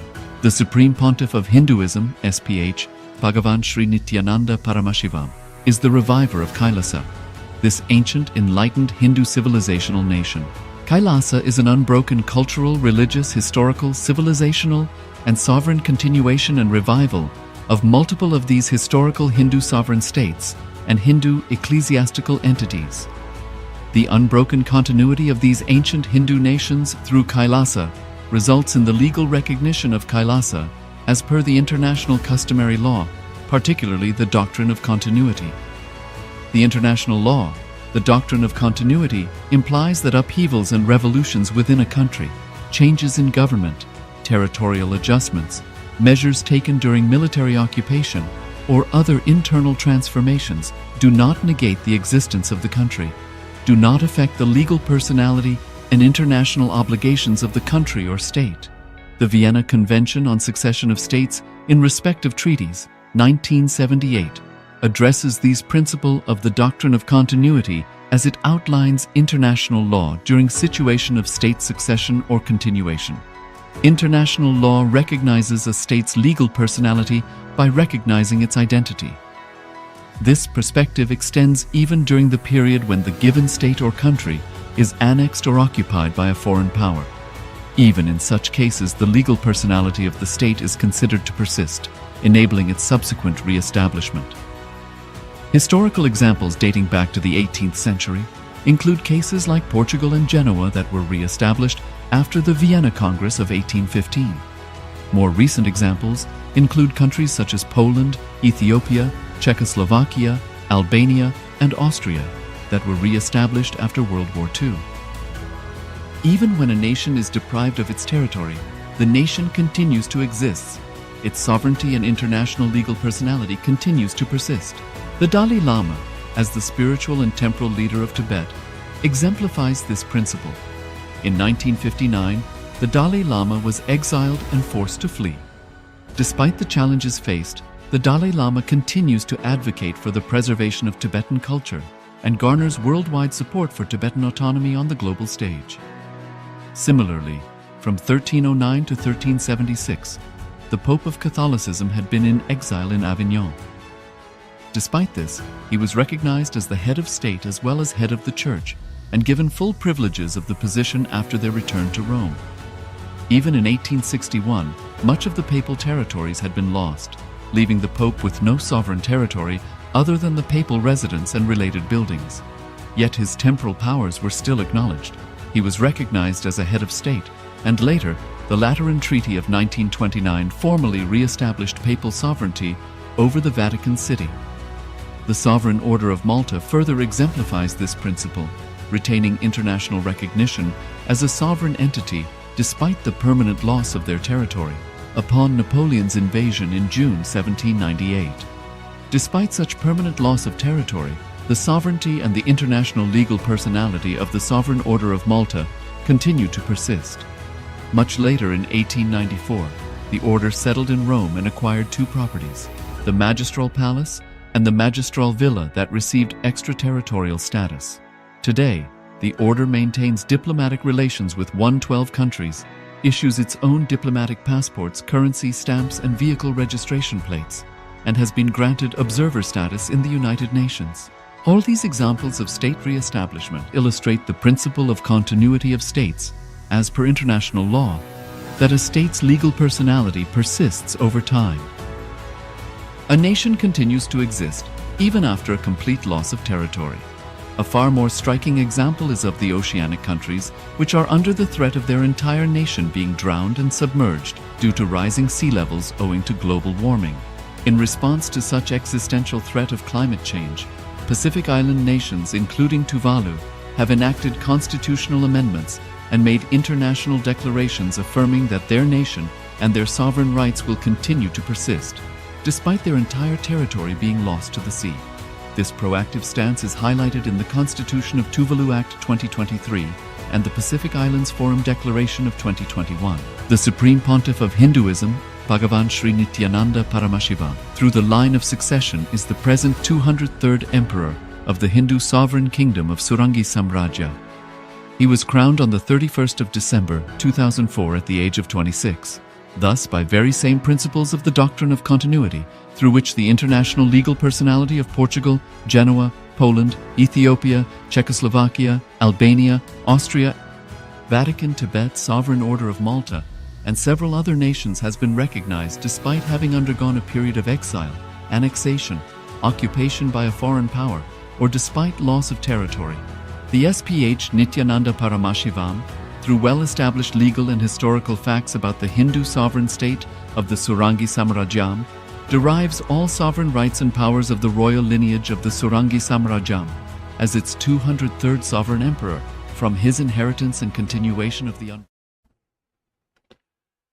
Sadashivasamarambham Shankaracharya-madhyamam Asmadacharya-paryandam Vande Guru Paramparam.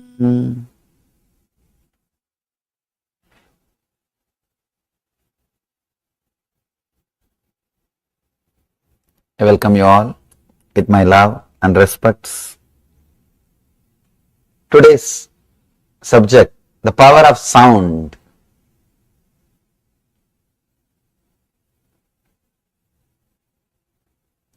All the spiritual masters, enlightened beings, all spiritual traditions all religions, all mystics understood, experienced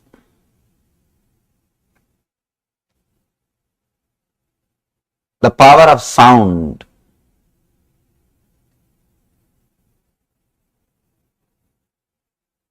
That is why, whether it is Vedas or Bible or Quran or Dhamma Sutra, everything says first there was a sound.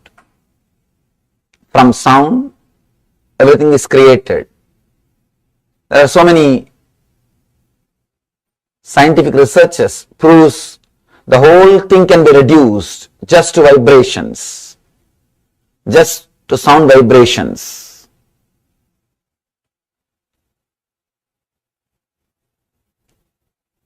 Vedic seers, Vedic masters declare the whole universe is nothing but nada, sound. That's why they say nada brahmam. The whole entire universe, existence, cosmos is nothing but vibration, sound. Today, we'll explore a technique by Mahadeva, Anandeshwara, to experience enlightenment through sound. Mahadeva is giving a technique. The book which I am going to speak now, the book from which the sutra is taken, is 10,000 years old, attributed to Shiva, Mahadeva. Traditionally, we believe that Shiva gave this book to Devi. His teachings to Devi is recorded, and that is Shiva Sutras. Sometimes people ask me, how do we know it is given by only by Shiva? How do we know the sutras are delivered by Shiva? I tell them, if you see the sutras, if you read the verses, anybody who has got this much knowledge, depth about the mind and the being must be Shiva. He must have experienced Shiva consciousness.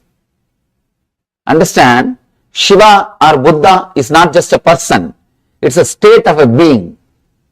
Anybody who achieves that state will be called as Buddha. In our tradition, Shiva, Buddha, Vyasa, all these words are just a state of a being. Till now, the disciples of Shankara is called Shankaracharyas. That is why we use two words, Adi Shankaracharya and present Shankaracharyas. Anybody who represents is called with the same name. It's like a title. So, anybody who has experienced, anybody who has got knowledge to this level, to this depth, he is Shiva, no doubt about it. He has experienced the truth. The way in which he expresses, with that we can very clearly understand whether he knows or he has just read. We can be sure this book is not from a person who read and acquired knowledge.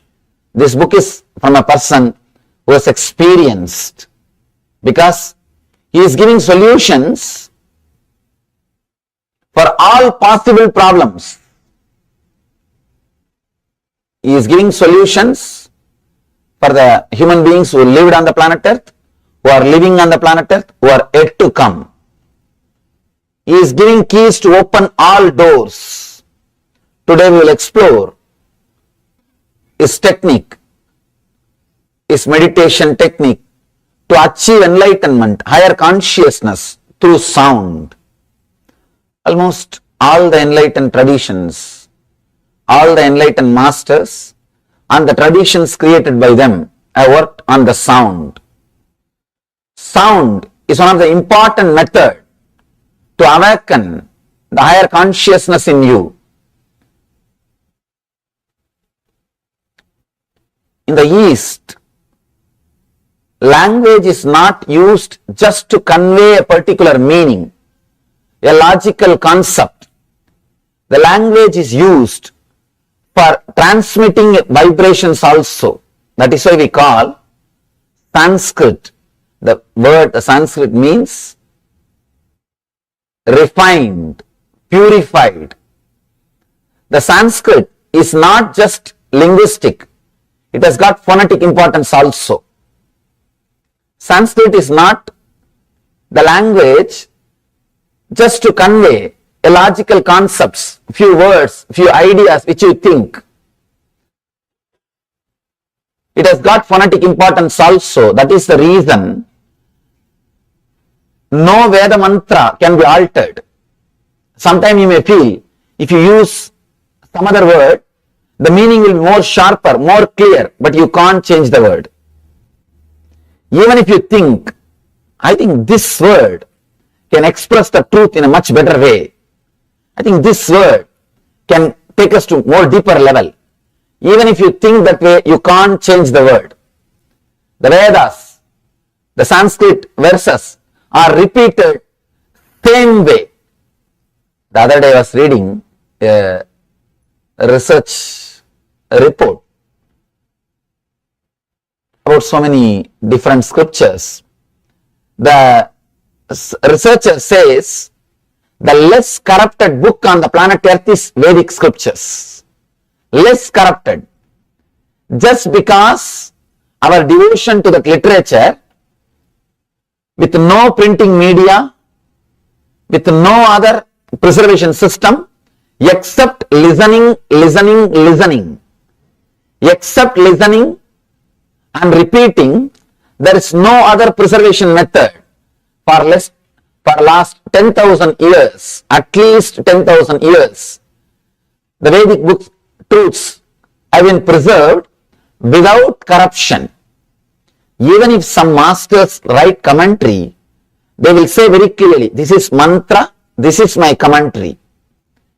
See, people who write commentaries, their charisma is so, they are so charismatic, so impressive.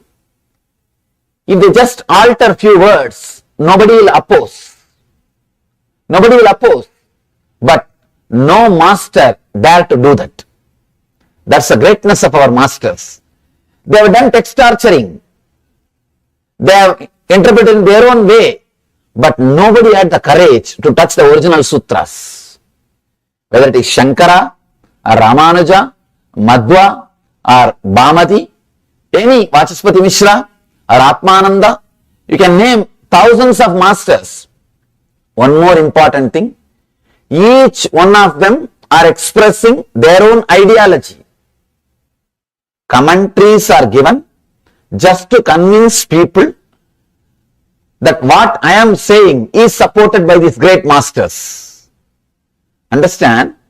Commentaries are nothing but justifying their thinking trend, justifying the truth which they want to express. Shankara, Ramanuja, Madhva, each one of them wanted to convince people about their thinking trend, about their own way of expressing the truth. Each one of them are expressed in their own way.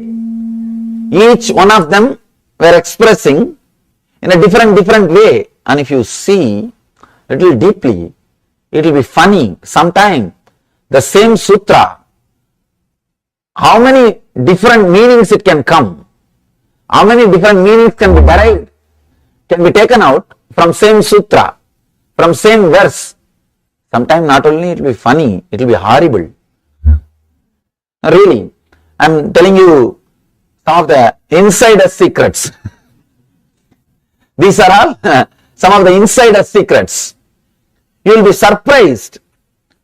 Some sutras being commented in a totally different way by Ramanuja or Madhva or Shankara. One more thing, these great masters have done a great service to the society. Same way they created enough of problem also. Because these three people, the fight among these three people is the fight which is happening all over India still now. Still now, because each one is interpreting in their own way. But Even with all this commotion, amidst all these problems, amidst all these things, nobody dared to touch the original sutras. Understand? Nobody ever had courage to touch the original sutras. Whether it is Shankara or Ramanuja or Madhva, they give the original sutras, then they give their own meaning.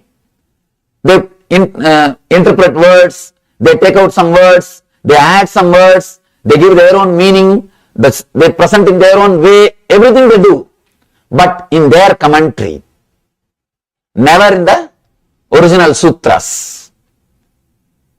First,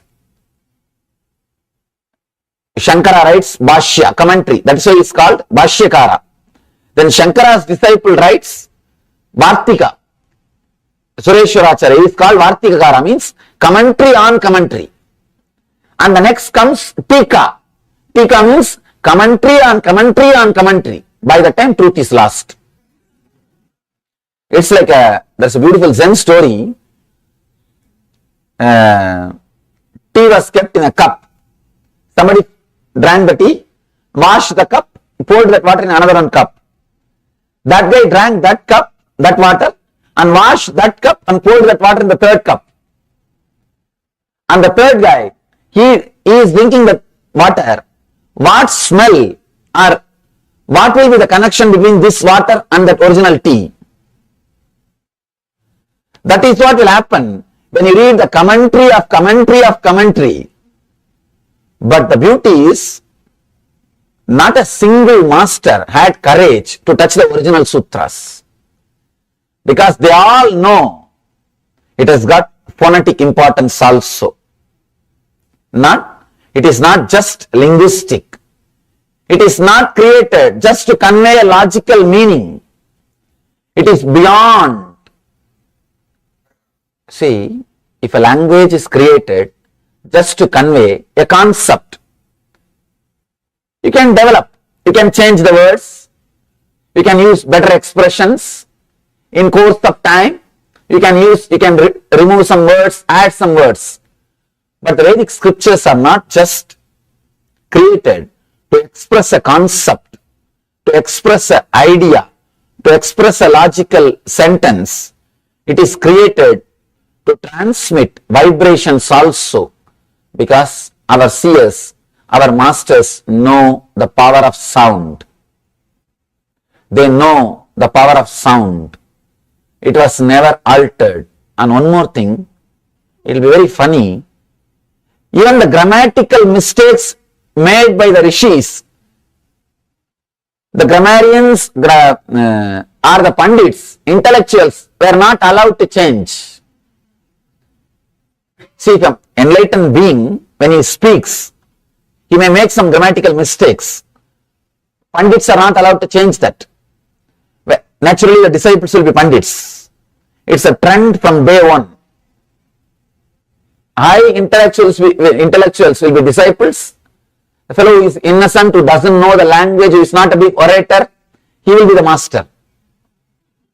Because he knows he expresses the truth as it is, in a simple way, very raw words, doesn't even know the language, doesn't even know how things can be expressed. That's away from the time immemorial. That's where the life was. You have all the right not to believe. Not once or twice, at least 20-30 times I have seen him playing with sound and creating that effect in the outer world. I was shocked. Just on sound, as if a stone is thrown, aimed at the bird and thrown. Just that bird dropped that fish and fell and died. As if a stone has hit that bird. I was shocked. It is too much. Same way, once I brought coconuts from temple. Usually in temples, they will break coconuts for worship. And these young boys, their only work is go and collect that and bring it. I used to run for that coconut. They will break in front of the temple. So I brought little coconut for him to eat. He is a poor eater. He eats maybe once in 3-4 days. Once in 3-4 days he will eat something. So I collected some coconut and brought. He wants to break the coconut and make it more smaller pieces so that he can eat. I tried to find there. I was not able to get any stone. The stones were too big. He just took the coconut in the hand and made a sound as if it was hit by a hammer. Just a hammer sound. Understand? He took the coconut in the hand, through the tongue. He looked into the coconut, made a sound through the tongue, like a tuck. And the sound was so strong, the vibration was so strong, the coconut broke into pieces. Just pieces. Again, I'm sorry. It's too much, I know. It's too much. And too much to talk to a person who is born and brought up or who is living in the West to say all these words. You see, in the East I can tell all these words, people will simply connect. Because in every village there will be somebody. Every village will have one healer. Healer means for any small disease, people will go to the person, he will sprinkle some sacred water or chant some mantras, the kids will become all right. And I should tell you one more fact, one more important truth. My age is 30, 29 is completed, 30 running. In this 30 years, I went to hospital only once when I took birth. That's all. Only once. No allopathy medicine, no vaccination, no other injections, nothing. When I was taken, when I took birth, of course, mother went, I did not go. Once I came out of the hospital, over. See, it is not just me. I can say at least lakhs of people are there in India who live like this. If they fall sick, they go to some local healers, some pujaris, some temples, some priests. Still the tradition is there. We don't know how to justify or how to connect or how to logically present all those things. I don't know. I can only tell you the fact. Now it is up to you to analyze or connect or justify. You may give the reason, it is just because of faith or placebo effect. So many big words you can find. Scientific words and research words and all those things. I don't know all those things. Still, there are millions of people in villages. They go to that local healers, the priests, temple pujaris, or the whatever we call. I think we don't have a right word in the English language because the concept does not exist. So we don't have a right word. That guy will just chant some mantra and sprinkle little water, the child will become all right. Still now in Indian villages, very difficult to believe unless you see. Unless you see, you can't believe. In Sri Lanka, during the annual festival Buddha Purnima, Buddha's Enlightenment Day, thousands of people will walk on fire. Same way in our ashram, every year, at least 3 or 4 times we do the fire walking. Hundreds of people do the fire walking. I will be the first person to walk. We do fire walking. Sometimes people ask me, how is it possible? How you guys are able to do it? Just all we know is there is a music, there is a special kind of a music, the vibration which is created, and everybody knows that they can do, simply they do, that's all. No other logic. If you think, will I be able to do? Gone. Nothing can be done.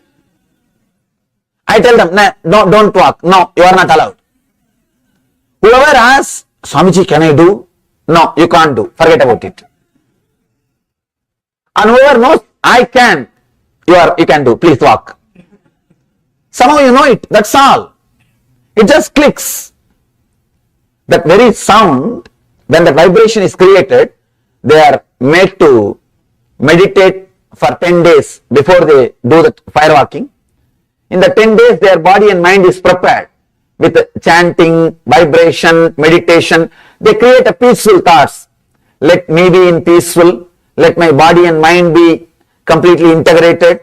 Let the whole world be in peace. Your thoughts have got powerful impact on the outer world. When you create so much of peace, when you create so much of feeling connected to the nature, nature does not disturb you. Person who has created enough energy to connect with the nature will not have doubt when he sees the fire.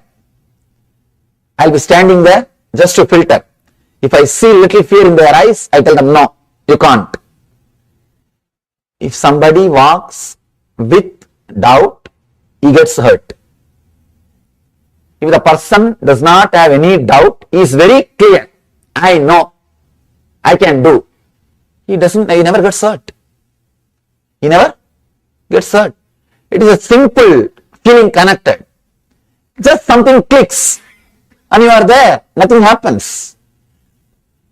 How to logically describe? No way to logically describe.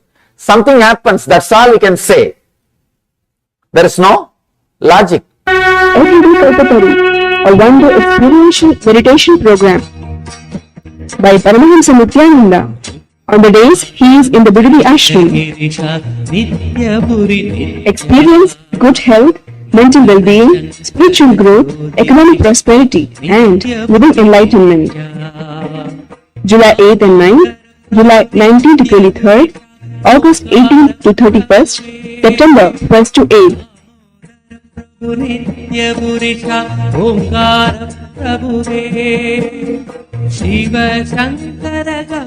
Contact 97422-03311 or 080-2720-2084. Nithyananda Dhyana Peetham, Bidadi, Bangalore. There are scientists from Wisconsin University went to Sri Lanka to do research on this firewalking.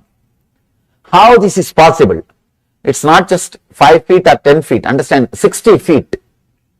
5 feet you can just jump. 2-3 steps you can just jump. It's not 5 feet or 10 feet. 60 feet. And at least 10 steps you have to put. Not 20 steps. Because you can't put 10 feet one step. Maximum you can jump 3 feet. Of course in the fear maybe 4 feet. Not more than that. So at least 20 steps you may have to put. And living live charcoal, fire. Very strange thing. People are able to manage. And nobody gets burnt or even clothes. Even the clothes which they wear. It's very surprising. Anyhow, but the scientists are not able to give any logical reason why it is happening. Because the scientists, they tried, they got hurt. They got burnt. They also tried, but they got burnt. You can't say they were not able to give some clear idea why the Buddhist monks were able to walk and why the ordinary person, normal people are not able to do. They did all possible researches, the blood checkup or whatever they can do. Beyond body, there is something. Beyond the body, there is something which comes to play in that space. That's what we call power of sound, power of vibration. There's a particular music. And people, even who walk on the fire, they can walk only when the music is created, when the vibration is created. Means your body and mind can be elevated, can be transported to a different plane of consciousness, different plane of existence by sound. Understand? The same person can't walk without that sound, without that vibration, without that mantras, without that chanting. But that chanting, he is able to walk. He is able to successfully do the ritual. He is able to go through. So, power of sound, the power of vibration, sound or vibration can transport you, can lift your body and mind to a different level of consciousness, to a different plane of existence. There are a few more incidents I can say which happened with this Raghupati Yogi, the great yogi. If he creates a sound like a dog, just small 2-3 sound, small, just like a small tuck tuck, he will create a sound. And I have seen 20-30 dogs that all over the area will come towards him.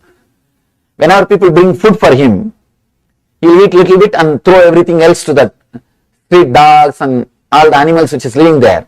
He will just create one sound. Usually if you call, the dog won't come. He will be afraid to come.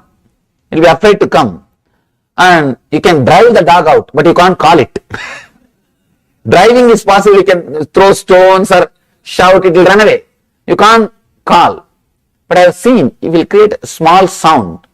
The dog will, all the dogs will run. And not only that, sometime I have seen, he will create a small sound. Snakes will come. Just sound. Few small sounds. It is not even like a sound, it's like a vibration. Just in the one corner, through the corner of the mouth, he will create that vibration. Sound. Snakes will come. As if they are tied by a rope and being pulled. Just like that they will come. Usually snakes will go like yes, this way they will move. But when he creates vibration, I have seen snakes will come straight, as if a rope or thread is tied and it is pulled straight. And not only the snakes or anything, same way the fruits from the tree, I have seen with my own eyes. If we are sitting in a tree, under a mango tree, especially with the mango tree and coconut tree, I have seen it with my own eyes. If we ask, Master, just get some mangoes, all you need to do is create a sound like a stone. Simply mango will fall. Simply mango will fall. You will just create a sound through the mouth as if that stone is being thrown. Tuck, the mango will fall. Not only mango, even coconut. And breaking coconut also he knows. Just take it in hand and create a sound. It looks very strange. Actually, I asked him once, how this is possible, Master? How can you do this? Can we break the stone? I asked him, you know how to break coconut. Can we break the stone? Because I thought maybe in the hand he is pressing the coconut. Because he is a very powerful, very strong person. I have seen him doing even in public. He will tie the iron rope in the chest and inhale and exhale strongly and the rope will break. Iron rope. If I tell more things, it will look like more and more stories. A very strong person. I thought maybe in the hand he is breaking that coconut. Coconut he can break in the hand. What about stone? So I brought a stone for him and I kept that stone in front of him. All he did is just he sat, looked into the stone, just like a connecting with that stone, created a sound. Pop, the stone has become two. But the sound which he creates, if you put your hand in between, your hand also gets hurt. Once I tried, when he was connecting with some object like this and trying to break, I tried to put my hand in between and I felt literally something is hitting the hand. Just as if the bone will break. It was so powerful, just the vibration. Just the vibration. Then I understood how the rishis have cursed people.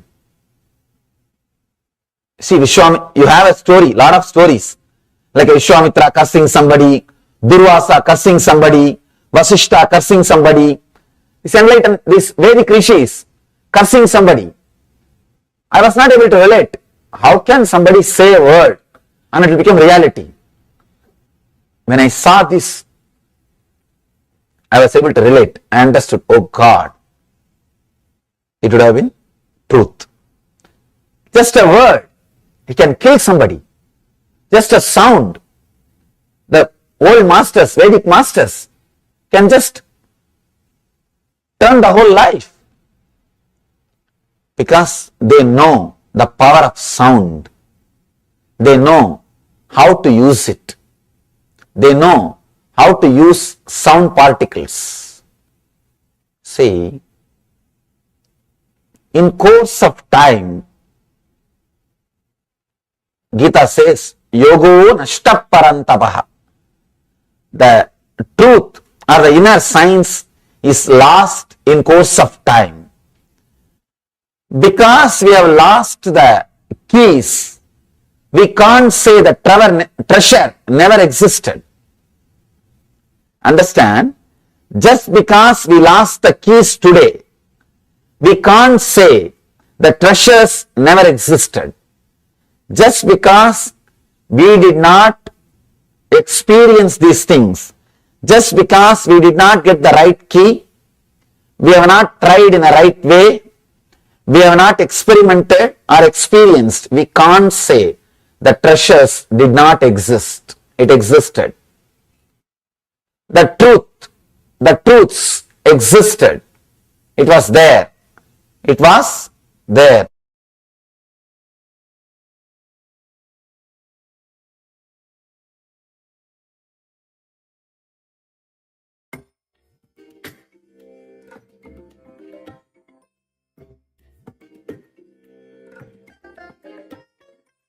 I bless you all. Let you all open all your three eyes and manifest the powers of Mahasudashivam. Om Nithyananda Paramashivoham. Om Nithyananda Paramashivoham. Om Nithyananda Paramashivoham. Om Nithyananda. Yes, the power of sound, as Swamiji has explained, extraordinary things can be manifested, such as Swamiji's guru, Raghupati Yogi, who could literally pull snakes and dogs and whatnot, accelerate the growth of fruits and slice rocks. So literally with the power of sound, you can do anything. And now spiritually, how this power of sound can help all of us today. And